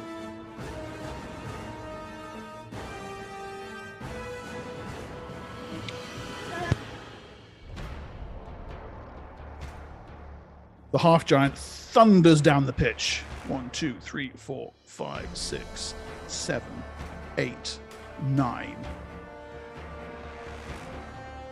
Here, and then holds at that point. With, I'm going to say 9, so with 6 more remaining. And the female blocker, 9, keeps pace. A moment later. 3 more movement remaining. And just after that, Constantine, you're up. Can I hold until my companions go then make my turn? Sorry, Portek, your spell goes off actually while the half giant is running. Okay. Okay. So I put a glitter dust spell on this area where I last saw the elf. There. You see it? What I did? Okay. There. Yeah. Okay.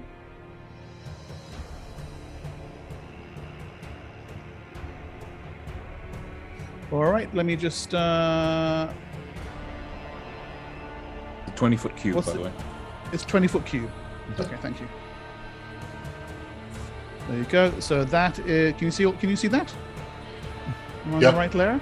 Yeah. Okay. Mm. So that's shiny. That's all sparkling with glitter dust right now. And nobody in there. No. Okay. Constantine, what were you saying? You were holding, you said? Yeah, I'm holding my turn until Okay. Ra and Bengal. Perfectly coordinated, both on 11. Okay, well, since I'm sitting on Ra's shoulders, I'm going wherever she's going, so... I will. I'm assuming like there's been like call outs of like what's going on. So hearing that they are in possession of like 3 of the 5 balls, Ra is actually going to head for the final one that's on the ground and try and pick it up. Okay. Roll me D20, please. Or just click the dex track button, whichever's easiest. Oh, shit. Okay, you grab for the ball, unfortunately not being able to see it properly. You do manage to pick it up. However, the barbs stab into your hand and remove one of the charges of your stone skin. You take no damage from it, but something of your protection is depleted. You have one of the balls. Okay, I'll cool. just, So I move from here to there. It's half of 12 is 6, so I can move. I will move two more squares, yeah. 2 more upwards over here. Okay. And Bagal, you're like literally riding on her shoulders. Yeah. Okay, any actions from Bagal? I'm also gonna be, getting out my crossbow. Yep. And aiming it, but I'm gonna hold it for now. Okay, it's You the end can of the go round, for so this it's the end of the round, so any Hold held on a actions will be second. lost. Right, just okay, wait, then wait, I wait, upon seeing them run Whoa, away, whoa, okay. Hold on, Dingle Bangle. Okay, then who are these 2 guys here that are pinging? These 2? So that's the half giant and a human warrior, his blocker. Okay. I'm going to shoot for the human warrior then. Okay, her AC is 14. Okay.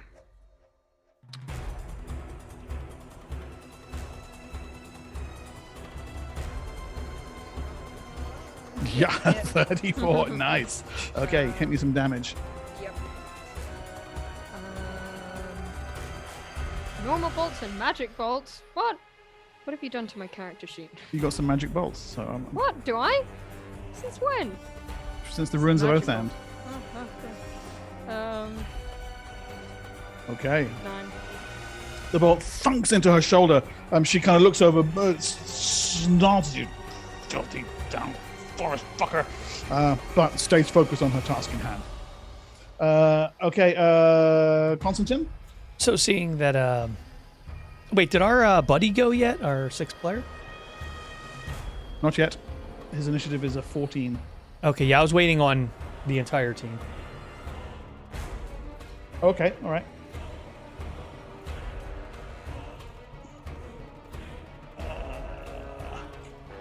Do you guys have any orders for him? By the way, we're just going to let him use his own initiative. He knows how to play. Yeah, he knows how to play. We're gonna let him do his thing. Does know how to play. Yeah. Okay. Cool. Right. Block the goal. So, yes, exactly. He runs to the base of the steps here and draws a sword. All right. All so, right. 10. Typical finally. fashion, knocked arrow followed by his following 3 are gonna go right here. I'm aiming for the human right in front of me. Yep. Ooh, man. Ooh, man. Let's see if I can hit him.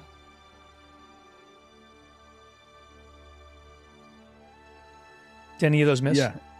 No. No. It's the woman the woman next to the half giant, right? No, I'm talking about the one that has the ball. Oh, him. Okay, gotcha. Yep. And then these Also are AC the 14. these would be +2 to these arrows that I'm shooting right now.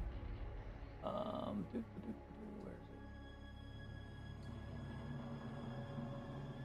Oh, I have to find them first. Hold on.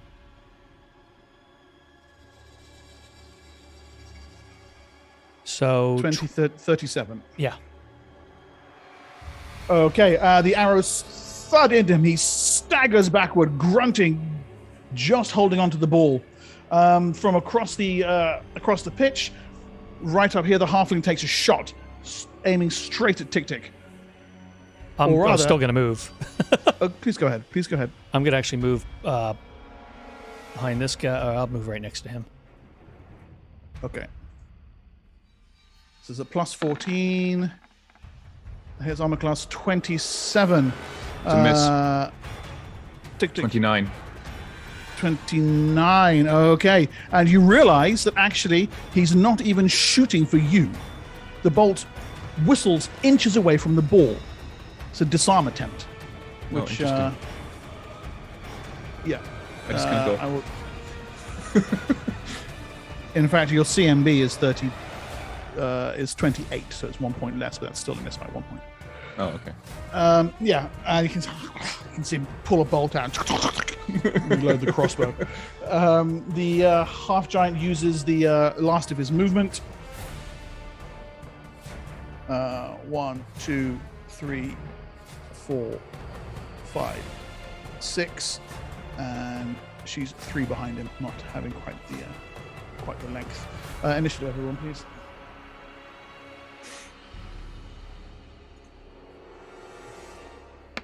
Excuse me, I have a bunch of dice to roll here. I take it Latulus cannot be used as a one-handed weapon. Exactly, you can't. No. Okay. 2, 3. So, Rend. Actually, Racer. yeah. No. Next time somebody shoots at me, Mark, I'm gonna try to dodge missile. Hooray! Remembered. Yay. Okay, let's have it. Bagal. 15. I'm snoring. Are you sleeping out? Are you snuggly in her hair? Constantine. It's all nice and 8. warm. I'm counting backwards, apparently. Okay. Cartho is likewise on an 8. Tick. On a 9. Jesus. Portek. 8. Ra. 14. Okay, right. They all rolled a 3.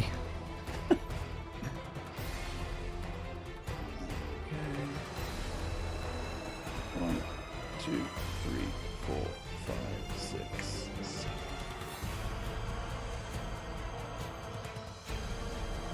Just to double check, you can hold the ball in one hand, though, correct? Yeah, you can. Yeah. Cool.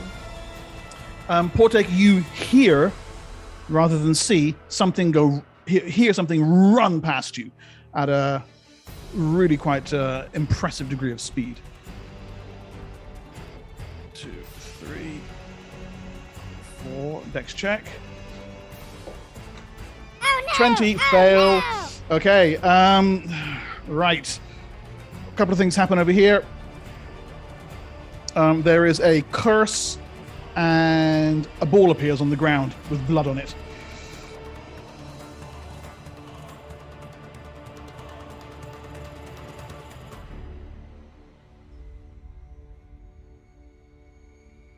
Mark, was it me who heard this? That's running? Yeah, so someone ran right past you. Okay. Okay. And also, you heard it sort of running over in this direction, and then, as you've seen here, a ball has dropped to the ground with blood on it. Looks like someone has tried to squeeze past this obsidian stave here, has failed and dropped the ball in the process. However, There is more to be concerned with in front of you, Tin and Cartho, the half giant, and I don't know how the magnification on this is, but this is him. That's fair. Okay. Is I he especially like single? the. Is he single? Is that a half? Is that a halfling behind him, or is that? That's his. This is a publicity shot from the previous season. That's his halfling mate, and just off to the right, you can see one of his opponents impaled on the wall. Yeah, they took them half an hour to stage that. Free this evening. Mark, you have a D6 inspiration. Do I?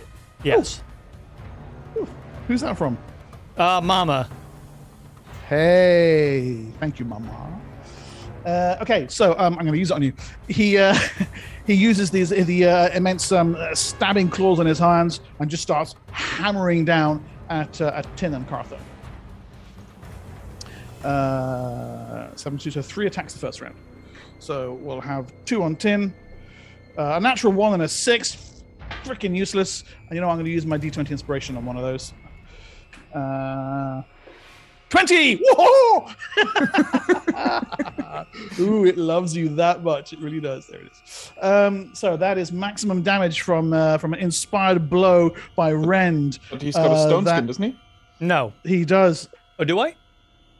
He does, Yes. I believe. Yes. Oh, I do, Everybody yes. has. Everybody Everyone has, does. Yeah. So hold on, please. That's 2 of him and 1 off Cartho as he slams down at Cartho. Snarls and shouts, "Elves, deal with this!"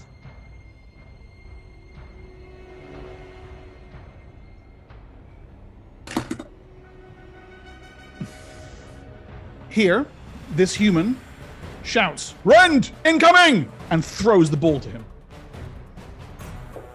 Ball sails through the air. The half giant reaches up an immense paw to try and grab it.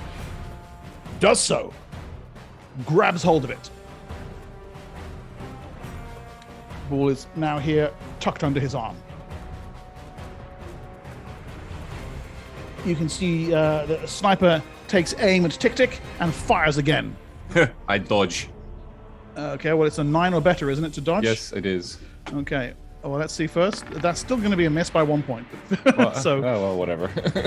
you can roll it if you want to. Woo! I dodge. You would have done so. You dodged nimbly out the way. Everyone in the crowd, oh, he just dodged that. And the halfling's like, I missed him. I mean, no, I didn't. Shit. Okay, so a bunch of things happen now on 8. Constantine, Cartho, Portek, and her. Let's start from left to right on my screen. Portek. Portek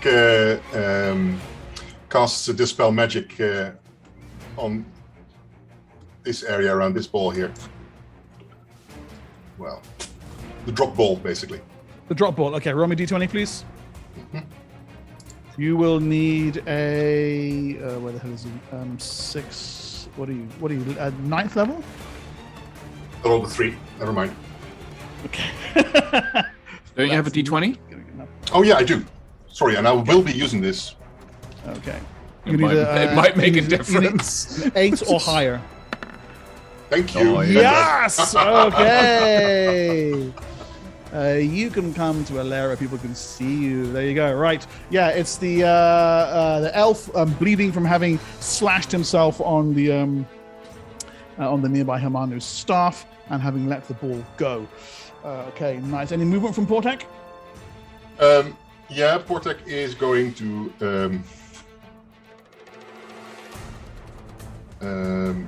move in that direction.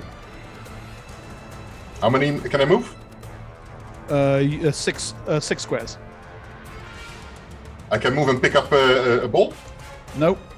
Your Okay, action I'll is to move on. cast the I'll spell. move on top of the ball. So you're standing next to the ball, Yeah. or straddling it in a manly fashion, perhaps. Yeah. Okay, good. Constantine. Kick it backwards. So sorry, I was trying to deal with the hand issue. So I will move to 1, 2, 3, or 3. I'll move here, and I will open fire on this woman here. Yeah. You're aware that the elf is visible now, eh? The spellcaster.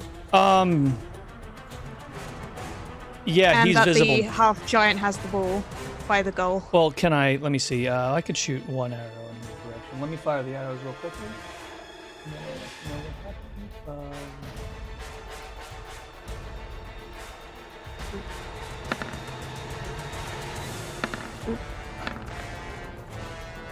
Okay, so one missed to her, one hit to her, and I have a silence arrow at a 37 going towards homeboy in the back.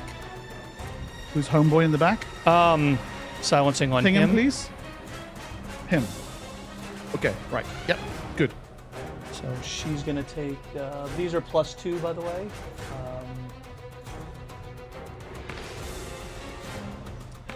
So one of them's a crit. He's taking 14. She's taking 13.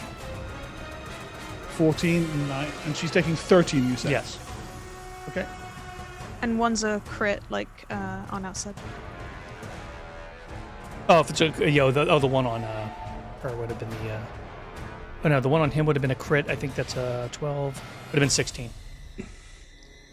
16 So plus another 2, 18. Okay, cool. All right, good. Arrows solidly thud home.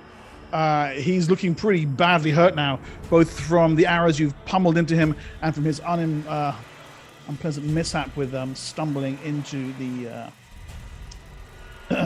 obsidian stave. Okay. Cartho tries to disarm the half-giant, grabbing for the ball, trying to yank it out of his hand. 19! Outstanding! Bloody hell. That's going to be 19, 25, 26... CMB 20... total of 27. Throw it to Tick Tick. So he's got +8 on CMB there. And so 27. Ren's CMD, however, is 35. And he fails to get it loose. Even and with the a half-giant 19. Yeah, the half-giant simply shoves him away. And doing her job, the blocker rushes in and hacks at him with an obsidian battle axe twice, which of course knocks down another 1, 2 of his stone skins. And she shouts again, "Elves! Elves!" Tick, tick. Okay, I'm going to run to the goal. Can I leap over the pit and still continue running? Yeah, sure. Because I can jump 50 feet forward. 50 feet, yeah. And then that can I just 50 feet of your move, and then yeah, okay. whatever's next. I just run in a straight line over the pit, ignore that fucker, and just go straight to the goal and throw the ball into the hole. Okay, so ball comes with you. As soon as you get there, you notice, of course, as I said before, to score a goal, you have to shove the ball right down into the back, where there's like a little. Okay, I'll do that. Okay, good. Your arm goes in, and as it pushes over some kind of tiny feather-like materials, there's a chunk as a spring-loaded arm trap drops around your arm. Dex check, please. Dex check.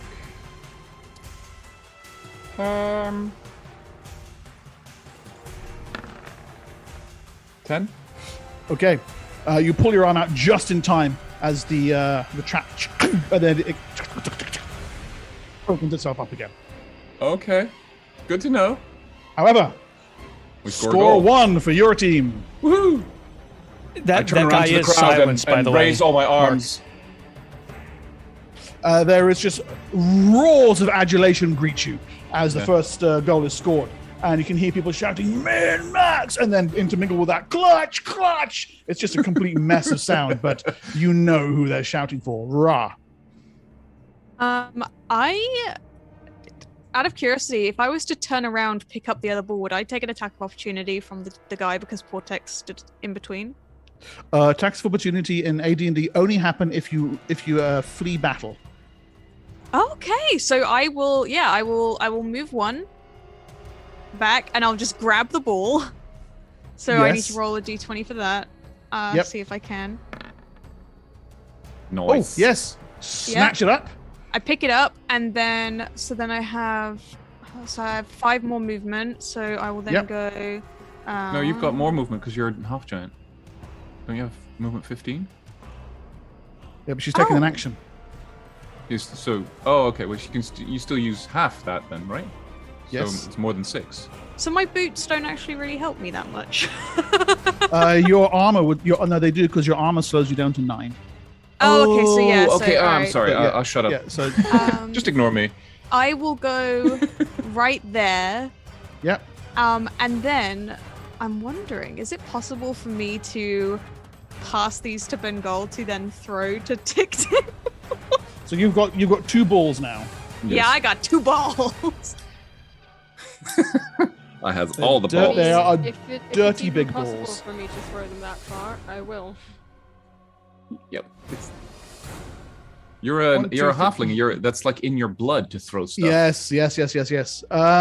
Sure. Go ahead. The first one's at a normal. Just roll me a d20. Me? Yep. Okay, hold on. I want 2 dex checks from you. D20. If we can nail this, we win. Oh man, that's so cool. I got a 3. Yes. First ball flies across. Tic Tic, dex check, please. Come on. That's a 17. That should be enough. Your dex is 18, so you grab it out of the air. Yeah. Okay, next one, dex check. This one's at a -2, Bengal. This is with your offhand. You roll again, please. D20. 12. That's actually a 14. But your dex is 20. Tic Tic, roll as the second one comes arcing, slow motion through the air towards you. 8. 8. Yes. Okay. You've got snatch with one hand, snatch with the other. So you're holding a pair of balls now. I always in do. your hand. Outstanding. Good. Very, very fucking cool, guys. Okay. Anish, please. I'm so happy right now. I really want to Gotta get load. your head in the game. Get your head in the game. Gotta get it. Also, thank you, June, for noticing my updating of the map. Appreciate that. Let's get some Anish here. Jesus, this elf has rolled a 1 every single time I have rolled for him. You guys got to block everything coming in now. Reap, God, they're both on 1. No, I mean, there's only 5 balls, so if we score 3, we win. Don't we have to plant all of them in? Yeah, the hostilities don't stop until the other option for them is to kill you all. So, half giant is on. That's too bad because we're gonna kill them first. Because we're gonna kill the shit out of all of them. I'm gonna kill you so dead. Block on a 9, Dasher on a 5, and Sniper on 6. Okay, let's have it from you guys. Bingle bangle. 11. Again. Okay, Constantine. 1. 1. Nice. Cartho. 7. Tic Tic. 8. 8. Portek. 4. 4. Ra. 5. 5. Okay. Right, Tin, what's it going to be? This is happening at the same time as both of the elves, actually, but I'll just deal with you first. Okay, 1. Shoot the elves! Shoot the elves! Yeah, it's kind of what's about to happen. So launching, I'm gonna launch 3. Where am I? We still haven't found the second elf, right, guys? You No. realize that, right?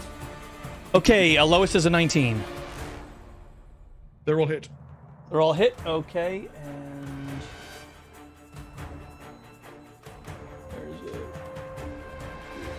he's silenced already, so I don't have to worry about wasting the other one. So that's going to be 11, 8, 8, so 16, 27. This is on the human woman or on the elf? No, just not even. It's on the. Where's my mouse? Hold on, my cursor's gone. There it is. No, it's still on this elf over here. On the elf. Okay. He drops silently. His body twitches once or twice at Portek's feet, and it's quite clear he's Did dead. it take all There's 3 to just a kill him or no? Yes, there's a momentary hush, and then a whoa, blood, blood, blood. The crowd. Any movement from you? Just move one further, just out of the way. Okay. Make it a little harder. All right, nice. Okay, right here. You can see, you know, I might as well make him visible. He's been here since the bloody end of last turn. Only now gets to make its action. The other elf becomes visible. He's standing right on your goal line, and he thrusts a ball into the goal. That's cocked.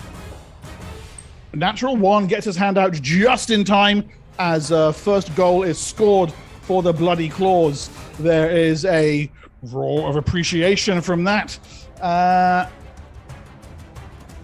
And he immediately leaps down over to here. But he's now visible, right? He is now visible, yes. Portek. Portek casts a spell, and that is Oil Slick, and he's going to cast it on... Casting time? Sick. I had it, just to be sure. It was 3 as far as I remember, but I'm checking one more time.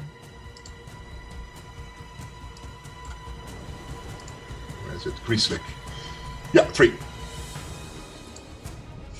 Okay. Seeing you starting to cast a spell. How far have we got here? 1, 2, 3, 4. Okay, right. She starts in your direction, running. Ra. I know about... I know that Tick Tick has currently got 3 walls, I believe. So I will... He's got 2. That one was should have been removed already. Okay, cool. I know he has 2. So what I'm gonna do is... I feel like Tick Tick can hold his own against a halfling. No offense. So I'm gonna go for this guy here. I'm gonna rush here and hit him with my Latulus with the aim of it knocking him into the pit. Okay. Do you have a CMB entry on your sheet? CMB with Heartbreaker? Let me see. Be under attack rolls. Attack. Do you mean the attack adjustment? Oh, the CM. No, I do have a CMB. Yeah, I do. Roll that. 40. Oh, it's the first one, the 29. His CMB is 21. He gives a horrified and drops into the pit. Doesn't like it, but I promise you he is. And we discover at this point that Hamanu, arena masters, have very kindly placed giant scorpions in the pit, and one of them promptly attacks him. Are you fucking kidding me? Yeah. Oh, good. That's fabulous. How deep is this pit? Giant 20 scorpions? Really? So first off, he takes 10 damage from falling. Let's just screams, falls, crunch. Minus 10, and then the giant scorpion does claw bite, hit, miss, hit. Sorry, claw sting, should I say? So the 1 claw and the sting strike home. He's gonna take 8 points of damage, and then he gets to make a saving throw against poison. I like to do these on screen. 7 against poison, sucker. Oh, natural 1. So sad. He dies, frothing and shrieking from the scorpion venom. Good shot. Well That's done. not one of I our have guys, an right? I don't know if this is allowed, but because I still have the other 2 hits, would I be able to do my other 2 on the halfling over here? He is up at the top of one of the staves of Hamanu. But I'm so you tall. can't- I'm so yeah, big. go ahead. At -4 to hit. Okay. Well, I'll just take the other 2 rolls I did previously. So that will be Throw Bengal at her. 20. Yes. That'd be 27 and then Yep. 36. They're both hits. You do take 3, 4, 5, 6, 7, 8, 9, 10 damage from slashes across your forearms from the. Doesn't you have stone skin? Just let me finish my sentences, please. From the stairs of Hamanu, but the stone skin absorbs those. I will shut up. So Nicely the done. first hit is a 17 damage. The second one is a crit, so I don't know what my max damage is on this. Your max damage is Mighty. 23. So he takes 17 and 23, 40 points of damage. Holy crap. Okay. Pair of brutal, crippling blows. It's all he can do to hold onto his position high above the field of battle. And he screams and wails, "Red! Red! Help!" From the far side of the pit. Ren quite literally raises the ball in his hand. "Little busy!" he shouts. And as I said, she was running in your direction, hits the extremity of her movement rate, and then takes a swing. Is my spell already gone off or not yet? 19. No, your spell is going off in. This is on 5. 19 plus. What is she? Plus 12. Armor plus 31. Portek. Ah, shit. Okay. Spell is disrupted, and you take. Also, it also called the Iron Skin doesn't stop it. Ah, Iron Skin. Yes. Okay. No, the spell is not disrupted. But you take a loss from the Iron Skin. How many more attacks? She's got another attack coming in. A 3, that's going to hit armor plus 15, which is a miss for you. So 1 charge off the Iron Skin, and spell is almost finished. Sniper takes a shot at Tick Tick. Dodge. Yes. Or should I say, at your ball. I still dodge. You can make me a dodge roll, please. No! I reuse my inspiration d20. I'm going to ban these. Damn it! I don't need to. Can I gift him mine? Am I allowed to gift? I've allowed it so far, so I'm compelled by honor to do so again. God damn it. 14.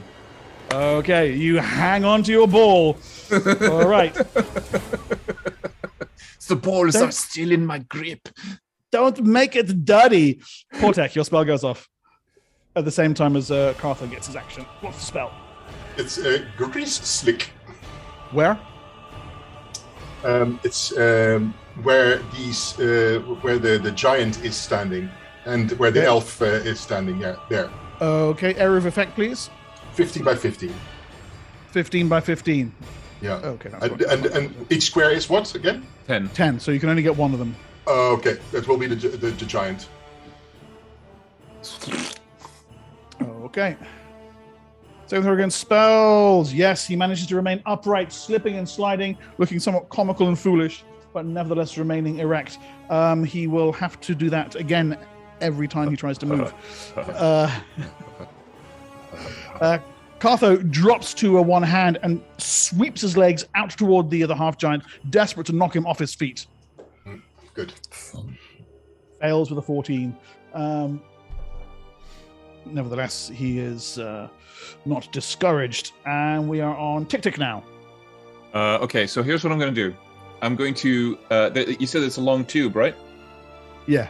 Okay, so I put one of the balls in, put the other one behind it, and then take my Zerka and shove them in. Okay, right. Like literally like loading a cannon. Yep. Okay, cool. Force them down. One goes down the end, other one follows it. The crowd they can't even believe what they're seeing. People are leaning over the edge of the stand to get a better look. Can I get a dex check from you, please? Yes. 2. Okay, and you yank your Zerka out just in time to already being snapped in half by the arm trap, which descends down. People already shouting, "Victory! Victory, Tick Tick! Victory, Min-Max! Victory, Clutch!" You can see from her position over the entrance to the gladiator quarters, the Master of Games waving her hands back and forward. The rules are clear. The match is not over until all 5 balls have been deposited. But Tick Tick, your 2 Okay. balls. Sorry. Yes, Do I still have any movement? You haven't moved at all, so yes. How much can I move having done that particular action? Your combat rate. So 9. Okay. How high is the halfling up on there? He's 15 feet up. Oh dear. I leap onto Realizes. I leap up at the halfling and just slam into him. Okay, so And you then used. Can I Yes? do my attacks? No, so ball 1, ball 2, Zerka. Okay, Oh, so you've got 2 claws remaining and 2 bites. Like a Or could I bubble just throw? and Actually, you know what? I'll just throw my chutkas if I can. Okay, so how many chakra does? What's your full rate of fire with that? 3. Okay, so no, you can't. Okay, fair enough. I'll just Only- stand. only I'll claw just. attacks. Can I move a little bit? Like this. I can just stand there. Okay. Never do that again, Mark. Never Get do that stick again. bugged. Get stick bugged. Yeah. I'll just stay there and look victorious. Yeah. Okay. I don't know why he's on my initiative list because he's dead. Good. Bagal and the giant actually. Yay! So the halfling isn't dead yet. Still, He is not. No. I think we've got to change that, boys. Yeah. Am I close enough? Like, I'm sitting on Ra's shoulders, right? Am Yeah. I close enough? Are we close enough to have, where I can actually hit him with my singing So stick? Ra is where are we here? Ra is 11.5 feet tall, and you are 3'8". So yes, if you stand on her shoulders, you can then lay into him almost face to face with your singing sticks. Oh, hell yeah. So as you leap to your feet, you can see him kind of like, can he do that? There can only be is this one! allowed? Okay, he's AC 16. Okie dokie. Smack, smack, smack. Yes, there we go. And that is.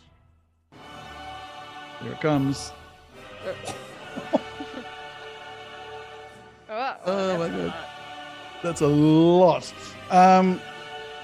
You hit him so hard, cracking his kneecaps, busting his chin open. The final blow hits him. His entire eye socket shatters, screams, falls off the Hamanu stave, stumbling to the ground, alive, but gruesomely, gruesomely injured. Yes. Half Giant makes it... Quit scrolling. Half Giant makes it out of the grease, up the steps, and slams the ball in. Attack of opportunity? Question mark? Yes, absolutely. I'm rolling for it now. Cartho! Stupid Cartho. Whoa! Cartho hits! About time. Hey. Thanks, My Cartho. boy. D12 plus 8, 9, 10 damage to the half giant. To be honest, we really want the half giant to post it because then we win, right? Do we? Yeah, we got 3, they got 2. We win. No. It's all. Yeah, but all the balls are done. Yeah. And there's no more Whoever- balls after this. Yeah. Yeah, So, that's what yeah, I mean. So we win. If he does it, then he ends the match himself, I think. Yeah, that's what I think. The half giant slams the ball in, it disappears, and he turns around into his customary victory pose. Ah! Sorry, champ. The chant of Bloody Claw does not come. There's a moment of shocked silence. He realizes that both the human blockers have been going, no! But he just fails to hear it. The roar goes up. Min-max! Min-max! Min-Max! And soon every throat in the arena is shouting it. Every foot in the bloody pit of death is stamping in time to their cries. Victory is yours. Ren the half-giant, his hands fall by his side, realizing that on his fixated attention to the goal and his really rather laughable intelligence score, he has failed to take into account the realities on the field of gladiatorial combat. Through superior teamwork, superior tactics, and it must be said, superior skill, you have prevailed. Hooray! Upon the end of the match, Ra will put her Latulus away and will offer to help up the halfling and will try and carry it to a medic. Okay. He looks surprised, but also grateful. Wait, Sorry about the leg. I tend to do that. I have a couple of hit points around here somewhere. Just let me. 2 HP. He had 2 It's HP right. left after that. Ah, From 70. it'll be fun. My dignity is in here somewhere. I'm sure I have it. So that the halfling can walk off with pride, I'm gonna walk over and use a bandage, and cast Cure Critical. Okay, nice. See, we're good people. Yeah, we're good people. This does nothing less than fully endear you to the crowd. So let me You do can- my spell concealment because I'm not gonna openly. Well, I mean, I'm not gonna openly be a dumbass. A sound that you haven't heard in a while, Bengal, Ra, tick tick, clink, clink, clink of ceramic hitting obsidian. And then a ting, ting of metal. Oh, yes. You it's realize payday, around you- boys. People are throwing coins into the arena. Ceramic at first, then silver, and then the flash of gold in the noonday sunlight. And this is why we fight. I do my bug dance. So, is Go on there a then. royal box here or not? There is no royal box, but over the city comes a low sound, a rumble, like a great lion purring deep within its chest. You can see, not a royal box, but certainly where some of the more wealthy dignitaries would be seated. Already a group of men and women are standing, wrapping their robes around themselves and storming out. Ren, the half-giant, is like, watching them go. Surely, this must be Hargan Stell and his entourage. And you wonder what future lies in store for the Bloody Claws after this, well, let's be honest, humiliating defeat.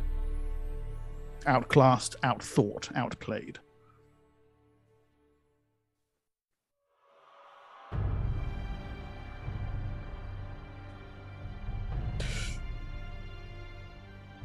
The cool darkness of the gladiators section is a welcome respite after the heat of the arena, even protected by Constantine's magic.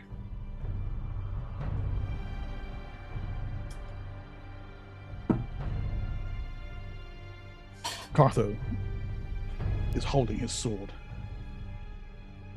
Look, he says, look at that. That's Stell blood. I'm never cleaning this thing. Feel good, no? Yes. Cartho, happy man.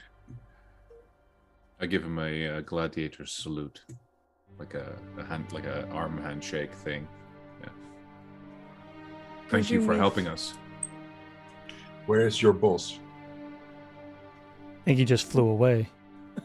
He ran out. I was gonna say, I presume we collected the coins that were thrown. Yeah. And I'm wondering Yes. how much that came to.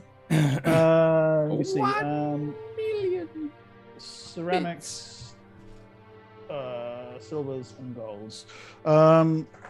Okay, so 110 ceramic pieces. 11 silver.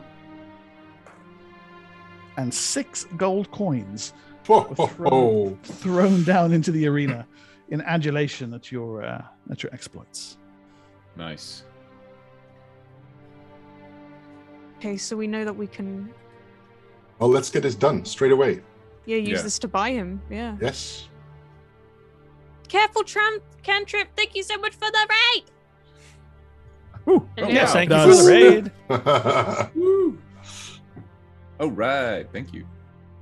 Cartho explains that he was a slave of House Resharek.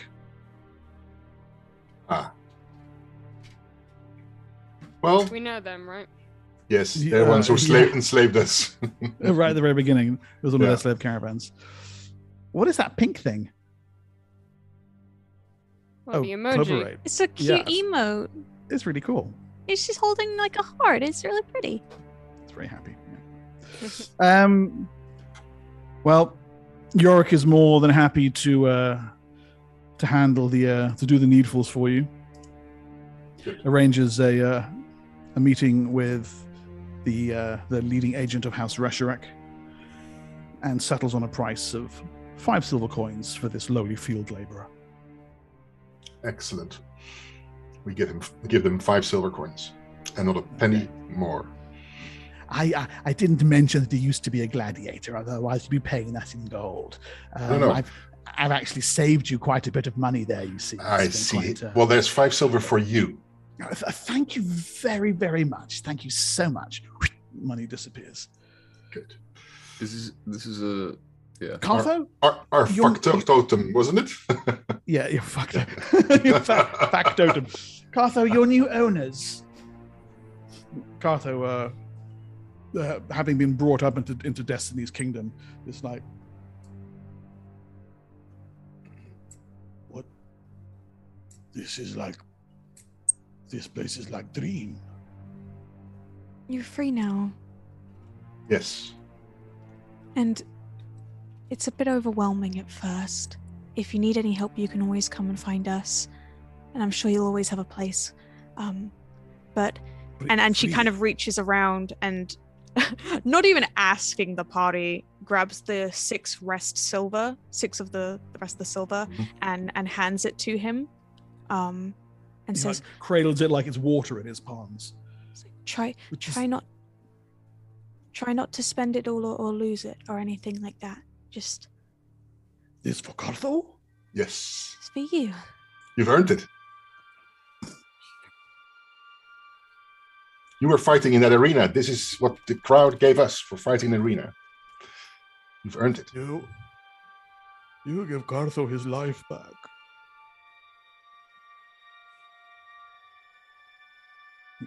Slides the money carefully into a pouch as if it were made of glass. And then bows low. By the blood of the dragon.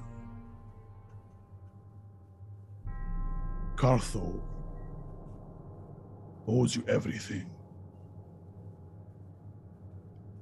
We owe you too. We couldn't have done that without you. I know that is not true, but you are very kind. And he goes around you one by one, clasping your hands in his, and thanking you with increasingly profuse and, to be honest, somewhat embarrassing enthusiasm. I push away his hand. I give him a hug. No. Well, He takes a few moments to disengage, and you realize, the rest of you who can actually see him, that he's wiping tears away from his eyes, trying not to let anyone see. your life and your decisions are your own now, but if you come to Tyr, you are welcome to come and visit us. You are always welcome with us. I have heard free many. city now. I have heard. Cartho has heard many terrible things about Tyr from the bards of Urik. Haha. But They were lying shitbags. So Carthel will use his money and come and find you in Tyr. Tyr is also not a dream place, but At least you can be free. when you're free, that's already something, right? That is everything. I thank you, and I will see you in the free city. Good. Keep skewer. Bye. Bows once more. Oh, yes, thank you. And then Now, wait, before you go, we want to show you something. Come. This is our place, right? in the room, the Yeah. suite. Yeah. We show him to the bathroom with the thing with the water thing. Okay. Yeah, you see his brain just almost can't process it anymore. Yeah. Oh my god, we Yeah. killed him. We don't let him use it. We just show it to him like, Are you impressed? Now get out. So never forget that. Will not. Carthel will see you again soon. I ask Bengal to oh wait, hold on. I don't think any of us are really right. I explained to him Read. I explained to him the location of that sausage place. Oh, And I'm like yeah. you have to Calvin's- go. That is so good. You're almost willing to give up your freedom again. Yes. Calvin's kitchen. Yes, you Outstanding. have to be there. It's unreal. All right. You have a couple of hours to let the tension ease out of your limbs and bask in the glory of your victory before High Templar Severin returns. My liege wishes to speak with you.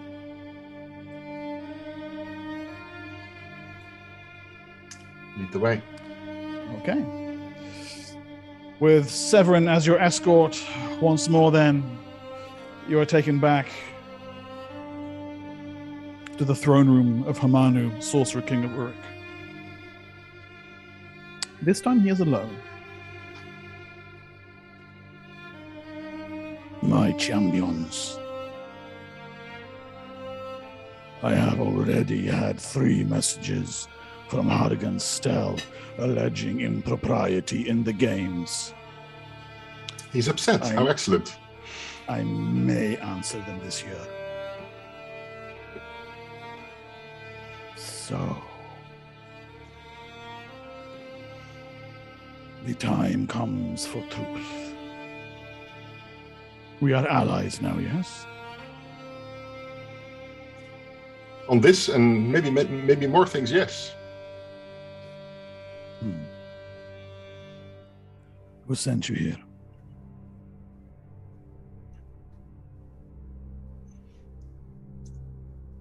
You did not come by the knowledge of reaching this far into my domain by yourselves. We had contacts in the Veiled Alliance.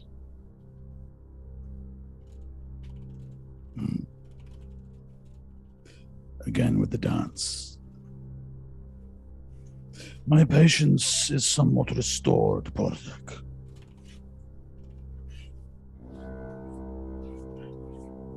But it is not infinite. I want the truth from you.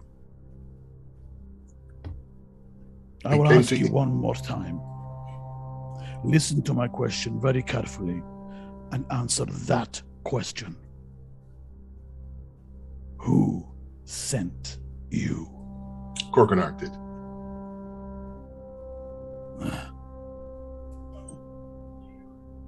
The great one. Mhm. I see. What is my friend up to now? Figuring this out, what we're doing as well. This.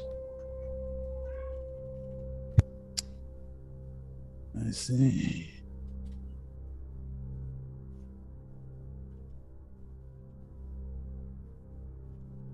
Interesting. He was briefly captured by the Order. He managed to escape. Really? Mhm. I would very much desire to speak with him. Yeah, Will you permit it? I cannot facilitate it, even if I could. He stands. You're a little surprised by how tall he is. He looks to be over 7 feet tall when he stands. And you half fancy for a moment that the stones of the floor creak as he walks a couple of steps. Oh, I don't half fancy, I full fancy.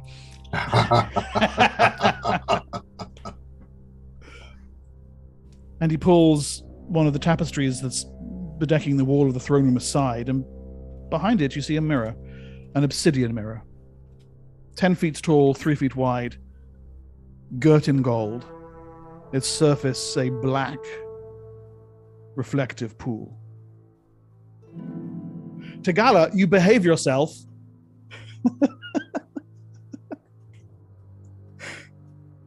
Sorry? I was reading that in the chat. He said, Stab him with the spear while his back's turned. Just with the Heartwood spear, like, haha, JK. Because he doesn't have any magical defenses on right now. Except all the magical defenses. all of them. all the spells. Everything. I'll take 6. I'm pretty sure, like, if like It'll be fine. Don't worry about it. Just do it. we have the equivalent of like the sniper rifle dots on us right now, but in magic form of like any moment, everyone's just ready to go. Place your hand upon the mirror. Think of him.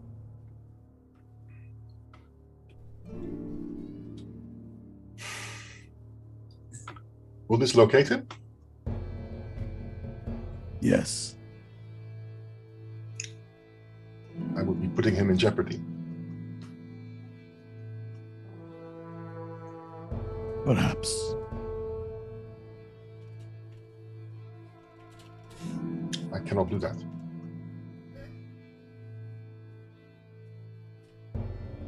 Not willingly.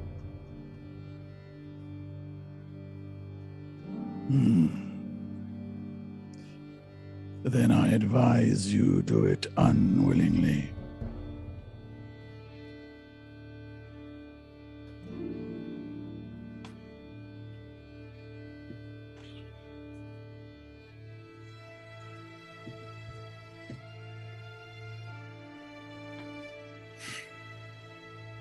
Do any of your companions have the courage to do what you do not? And he turns his eyes upon the rest of the group.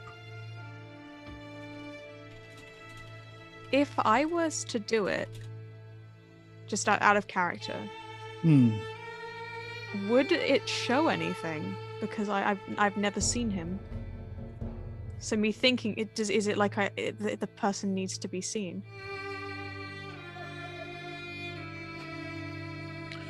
There's only one way to find out. I feel like we have to, because if we don't, he's probably just going to kill us, right? Well, look, the thing is, the moment you do it, you see Gorgonard. And when you see Gorgonard, you know where he is. That gives away his location. And you saw how quickly, when your location is given away, the Lord Hamanu and his minions can get you. It happened to me, remember? And I'm not willing to do that to Gorgonard. I promised him I would not do that, remember? So I'm not doing that. Unless you can guarantee me or give me your word that you will not pursue him on it and just speak with him, your word will suffice for me. Then I give it. I have but the desire to learn from what he has learned. You and he are deeper in the lore of this situation than am I. That is true, yes. Okay. I accept your word, Lord Hamanu. And with that, Portek puts his hand on the Black Mirror. Your mind fills with thoughts of the Evangian, of your meeting with him here in this very city, your mad chase across the desert to Desverendi's Valley, him coming to see you in Tyr, and then you acting as his agents ever since, to the ruins of Othan, to Desverendi's Valley, back here. The black glass shimmers. The surface of its placid lake ruffles. The darkness lifts and reveals the unmistakable waving green sea of the forest ridge. Korganard kneels amidst what appears to be a ruin choked with vines and ivy. He looks around and gestures, and you see what is almost certainly a halfling scuttles into the undergrowth. Who? Portek. No, not just Portek. Hamanu walks into view behind you. What is this? What have you done? Stay your fears, Gossamer. Your agents are now my allies. I feel, and they agree, that we should discuss the matter at hand. You have sent them here to learn of the psychic interference field. I sent them to learn of your part in it, Korganard says. He is not a part of it. Nor any of the other sorcerer kings. We thought it might be you. And none of the Veiled Alliances or the Preservers nor the Pyrene have any part in this.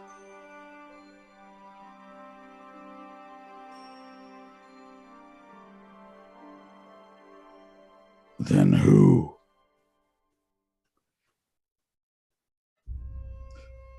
Tell them what you have learned. Well, actually, the only one who stands to gain from this is the Order. It's the only conclusion you can draw. Somehow they, we know it's possible. That is not entirely true. Why not? Didn't we hear this thing about water mages or wind mages? Yes, wind exactly. mages. Wind mages of, I forget. Dasarachis. Oh God, yeah. That. Yeah. Sounds to me it could be anyone who is doing it who maybe wants a fight between you guys. Because of course you're going to blame each other. Sorry. Yes. Tik speaks truth, Korganard says. My agents, your allies, recovered a scroll from the ruins of Othan that spoke of an artifact known as the Psionatrix, crafted by the Wind Mages, who made the great fortress of Dasarachis their home. Not only Dasarachis, Hamanu says. I have been searching for it. I have not been able to find it. It lies somewhere in the depths of the hinterlands. Yes.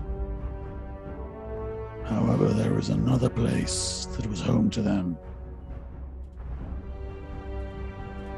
On the Road of Fire. The fortress of Akarakle. When he says the Road of Fire, all of you know that this is a series of volcanic islands in the Sea of Silt.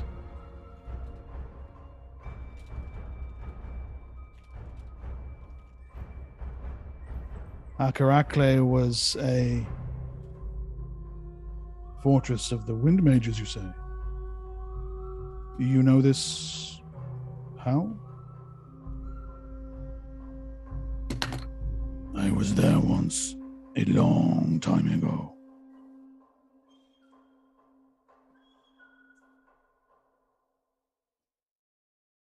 Great magical experiments were carried out there.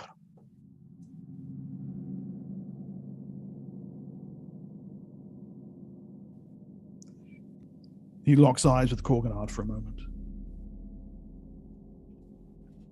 I know what you're going to ask them.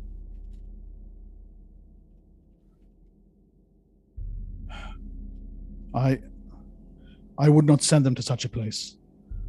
The Sea of Silt, the Road of Fire.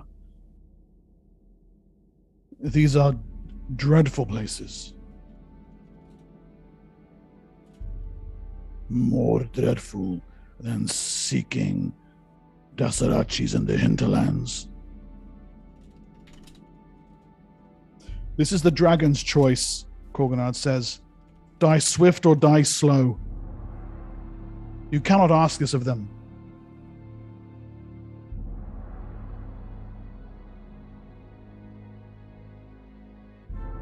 Hamanu turns to face you. They are my allies. I do not have to ask them anything. They know what they must do.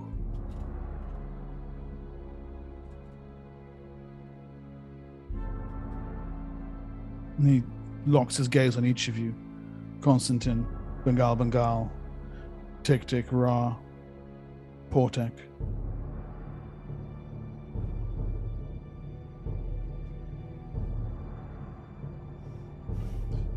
Do you wish to journey beyond the forest ridge to join the Evangion?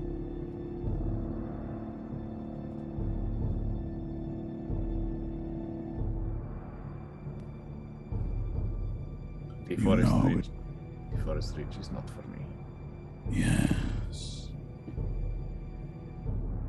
Yeah, Tik cannot follow there. But the champions of Urik. You could face the challenges of the Road of Fire. You can tell us about this. What would it entail?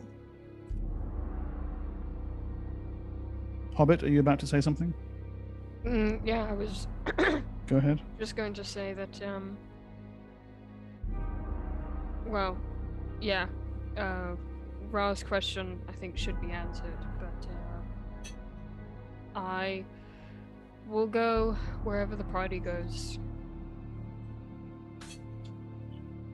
Clutch stays with the clutch. It would entail a journey to the shores of the Sea of Silt to obtain passage there to the outer islands of the Road of Fire, and somewhere there to seek the fortress of Akarakle.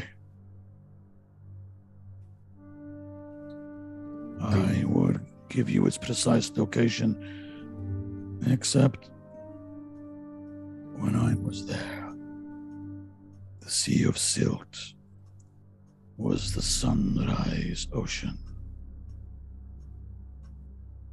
Excuse me? What is an ocean?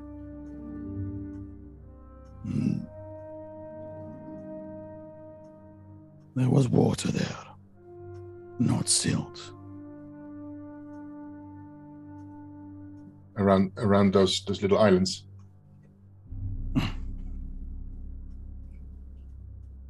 All that was silt was water.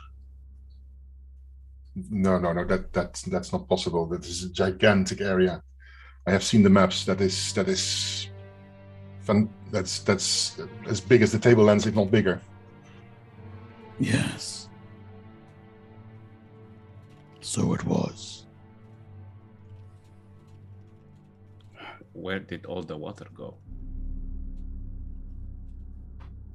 we find a map where that area was full of water?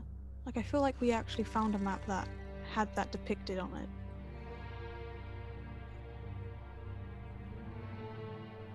Or am I just completely? I seem to recall something as well in that I feel like there cistern. there was something about an area showing that it had water, but it doesn't. And I can't remember if it was a map or like an image or something, but like I feel like there was something. You're talking about the carvings on the bridge at Cled Oasis. Ah, okay. Yes, that I mean, showed Ra exactly that. wouldn't have seen that. It was just me out of character. Yeah. Like, I think we Yeah. saw something. Yeah. But we didn't see the scale that's now being described, right? No, it's clearly fanciful nonsense that Hamanu is coming up with trying to impress you. But Well, How soon do we need to leave? Source for Kings.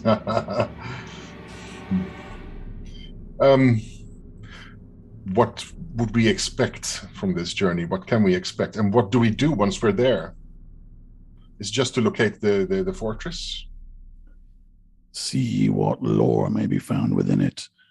Perhaps the Wind Mages left something behind, some information. Oh, so they don't live there Some anymore? They don't secret- exist? No, they are long gone. Okay. Okay. So it must be the Order then, Corganat says. If the Wind Mages are gone, even though they created this Sarnatrix, the Order must have it. Look, we know what it does. We know that it can block the things that we found. You can block the power of this thing away from you. So if you have that power and you can deny the power of the way to all that use it, including your esteemed selves, then that describes motive to me. I mean, it's standard logic. And when you're looking at tactics, who stands to gain from it? They're the only ones there. Or are there other players that I'm not aware of? This is possible to protect yourself. To an extent. You have given Lord Hamanu, Corganat says, now I will. The Kreen. He bears a gem. I have worked it, fashioned it. Perhaps he will share it with you, that you might learn the method. Hamanu looks over at you, eyes focusing on the. Oh, you've hidden it, didn't you? That's right. You I put did. up your bum. I remember now. Yeah. I just shoved up my bum like a good cream. God, that discussion. Well, it was If shaped you like would, if you would share this with me, then yes, I might fashion Just a more little of such moment. things. You don't No, want to see where it is. Then it falls to me, Corganat says, to locate the Order. If Dasarachi's is an empty goal, there is he kind of looks off toward, like, out of shot, as it were. I have made contact with a tribe of northern halflings.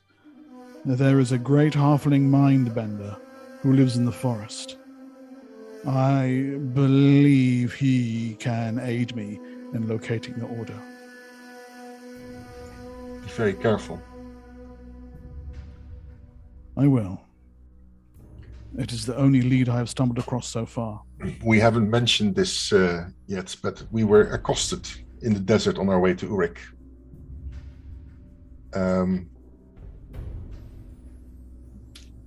In our dreams. And Portek describes the whole sequence of, as described by Matthias. Right.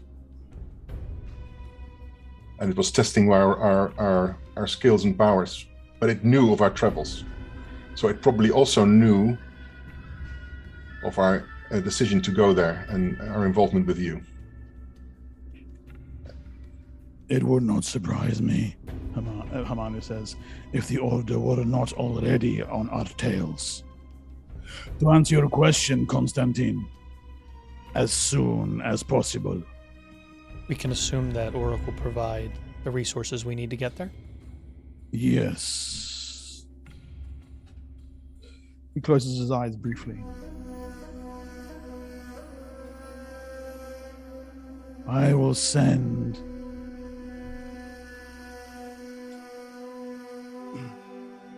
allies with you. Last time we fought something from the Order, most of us couldn't do anything, and I'll hold up my bow. Anything you can do to this so I can actually defend myself against the Order? My companions here can't keep protecting me forever while I cast a spell or two.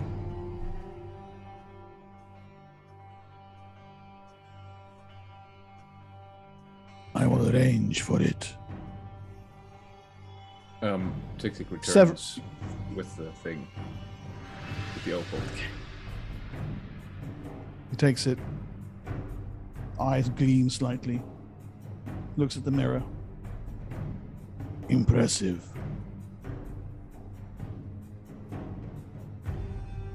Severin appears at the door. There's obviously been some mental communication going on. Now, my lord? Yes. Bring them in now. Severin disappears. Bring in the strippers. Sorry. I give you until tomorrow morning to prepare.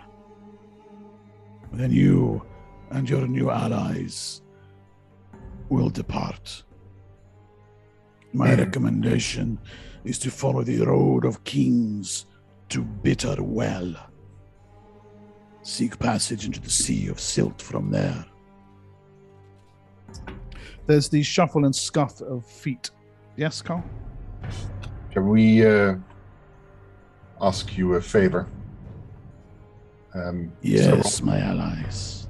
Several of us have been afflicted on the way to this place by a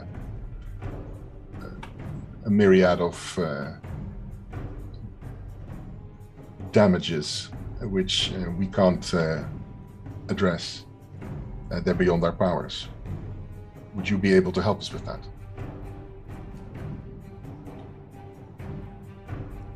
The creature that we dealt with in your dungeons damaged 2 of my companions, and in Orthand, one of the undead inhabitants, Raig, damaged some of my essence.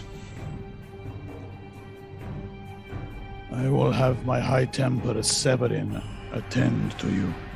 If it has not been too long since these injuries were inflicted, then I will grant such a blessing through him. Thank you. If I also might ask something, Yes.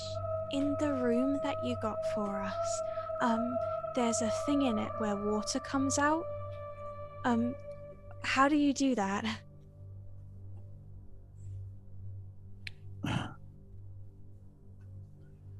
Plumbing. Plumbing. Yes. Plumbing.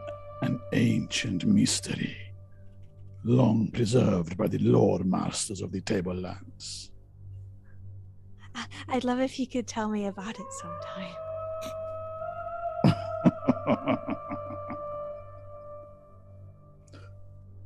Perhaps it will be a reward for your success against the Order. Ran looks to the others like this is the victory of the day. Like, Guys, we're this far from toilets. Severin opens the doors, and you see a sizable group of individuals come marching in.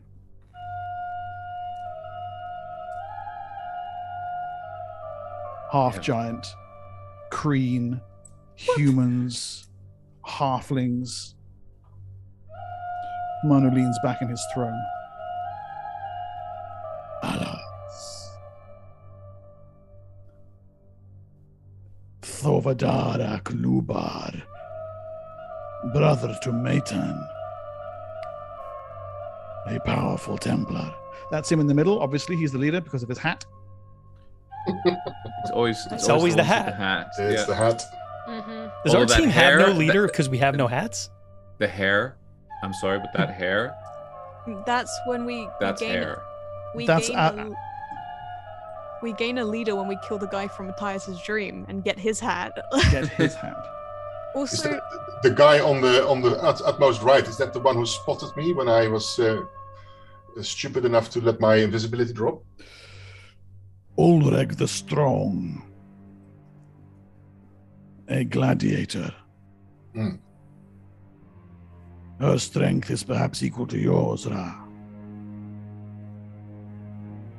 Stektre, one of the Kreen. And he's kind of just standing at the back, barely looking at you, cleaning his antenna through his mandibles. Bengal. You might find friendship in Dokala. You can see a little halfling down the front. She is a capable warrior and a skilled psionicist. I notice you have been admiring my hair, the elf says, before Hamanu can introduce him. I am Adamau, the Quick. Yes, it is all natural. Bald Tin's just gonna rub his head and like just kind of slowly turn it into a middle finger. Tiriana, another of my Templars. Always two there are. And I believe you have already made the acquaintance of Vemet. Val. Do you have my veil? Like I put it, that you have that, don't you? Me? Huh? Whatever would I have that? It- Oh, that's right. My banshee was wearing it. How very true of you. Yes. I might have it somewhere. We can discuss a price on the way to Bitterwell. You have to pay for your own shit. That's funny. Considering I'll probably be doing most of the infiltration and getting information. What does he look Maybe like? it doesn't come to mathematics? you. But we'll see. We'll discuss that price. I understand, Thovodarak says, adjusting his hat, that you might have some misgivings about this alliance. What gave that away? I know that you have had conflict with my nephews. Out of the three of them, only one has survived, and he, I believe, is still captive in Tyr. No. Is it? Is he? I don't think so. That's what Thovodarak thinks. He was supposed to be released. Ah, right, that's true. Yeah. But, Okay. yeah. As far as I know, he was supposed to be released. Oh. He was involved in the whole Elan business. Yes, my brother did not raise his children with any degree of discipline, sadly. It now falls to me to be a better heir to our father Maitan.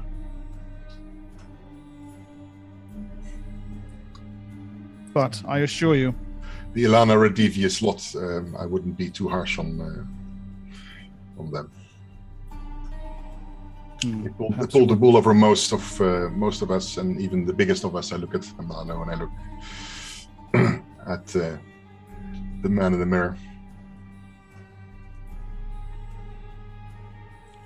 Have a care you do not become overly familiar, dancer, lest you stumble.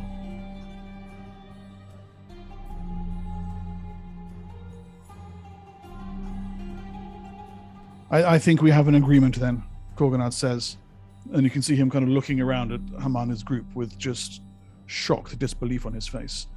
I trust, Lord Hamanu, that your associates will treat your allies well.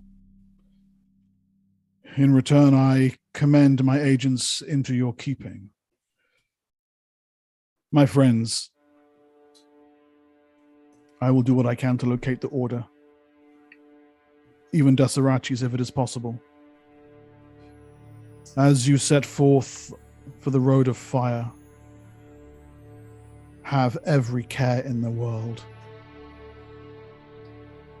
I look at them meaningfully.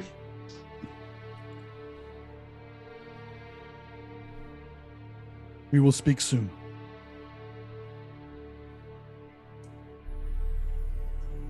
Hamanu nods, brushes his hand across the mirror. And once more, it is dark obsidian.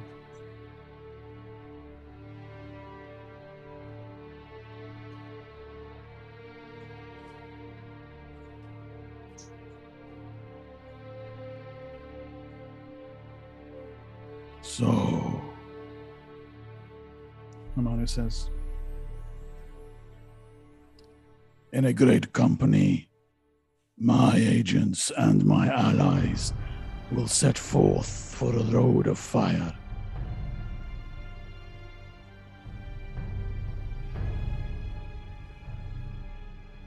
Yes. Of your troop, who is in charge? I am, Salvadorek says.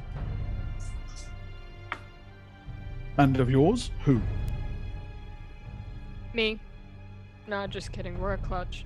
We're a clutch. We don't have a leader. We discuss and come up with the best plan using all of our wisdom and all of our knowledge. But it's totally me. Ross pointing at Bengal. Vemet chuckles behind his hand and leans over and whispers something to the elf, who rolls his eyes and nods. Care to share with the class, ally? Not even a little bit, no. He wasn't given permission by his leader anyway, so we won't have to expect that. So it's gonna be like that, is it? Okay. I'm just returning the favor, my friend. Just returning the favor. You have a long journey ahead of you. Good friends to embark upon it with, and an uncertain destination. But for the champions of Urik, the slayers of Kalak, a little road trip with Vemet the Foul and his He's just merry our associates. now. That's so bizarre. Yeah. Like, he's our bro. We're BFFs. We're gonna get matching bands. It's gonna be beautiful. What timeline are we fucking living in? This is weird. What could possibly go wrong? I can't wait to have like a secret handshake with him and everything. We're not even gonna get near him. Poor Tech and him are gonna just be like the best of friends. We will have to see exactly how it plays out next session.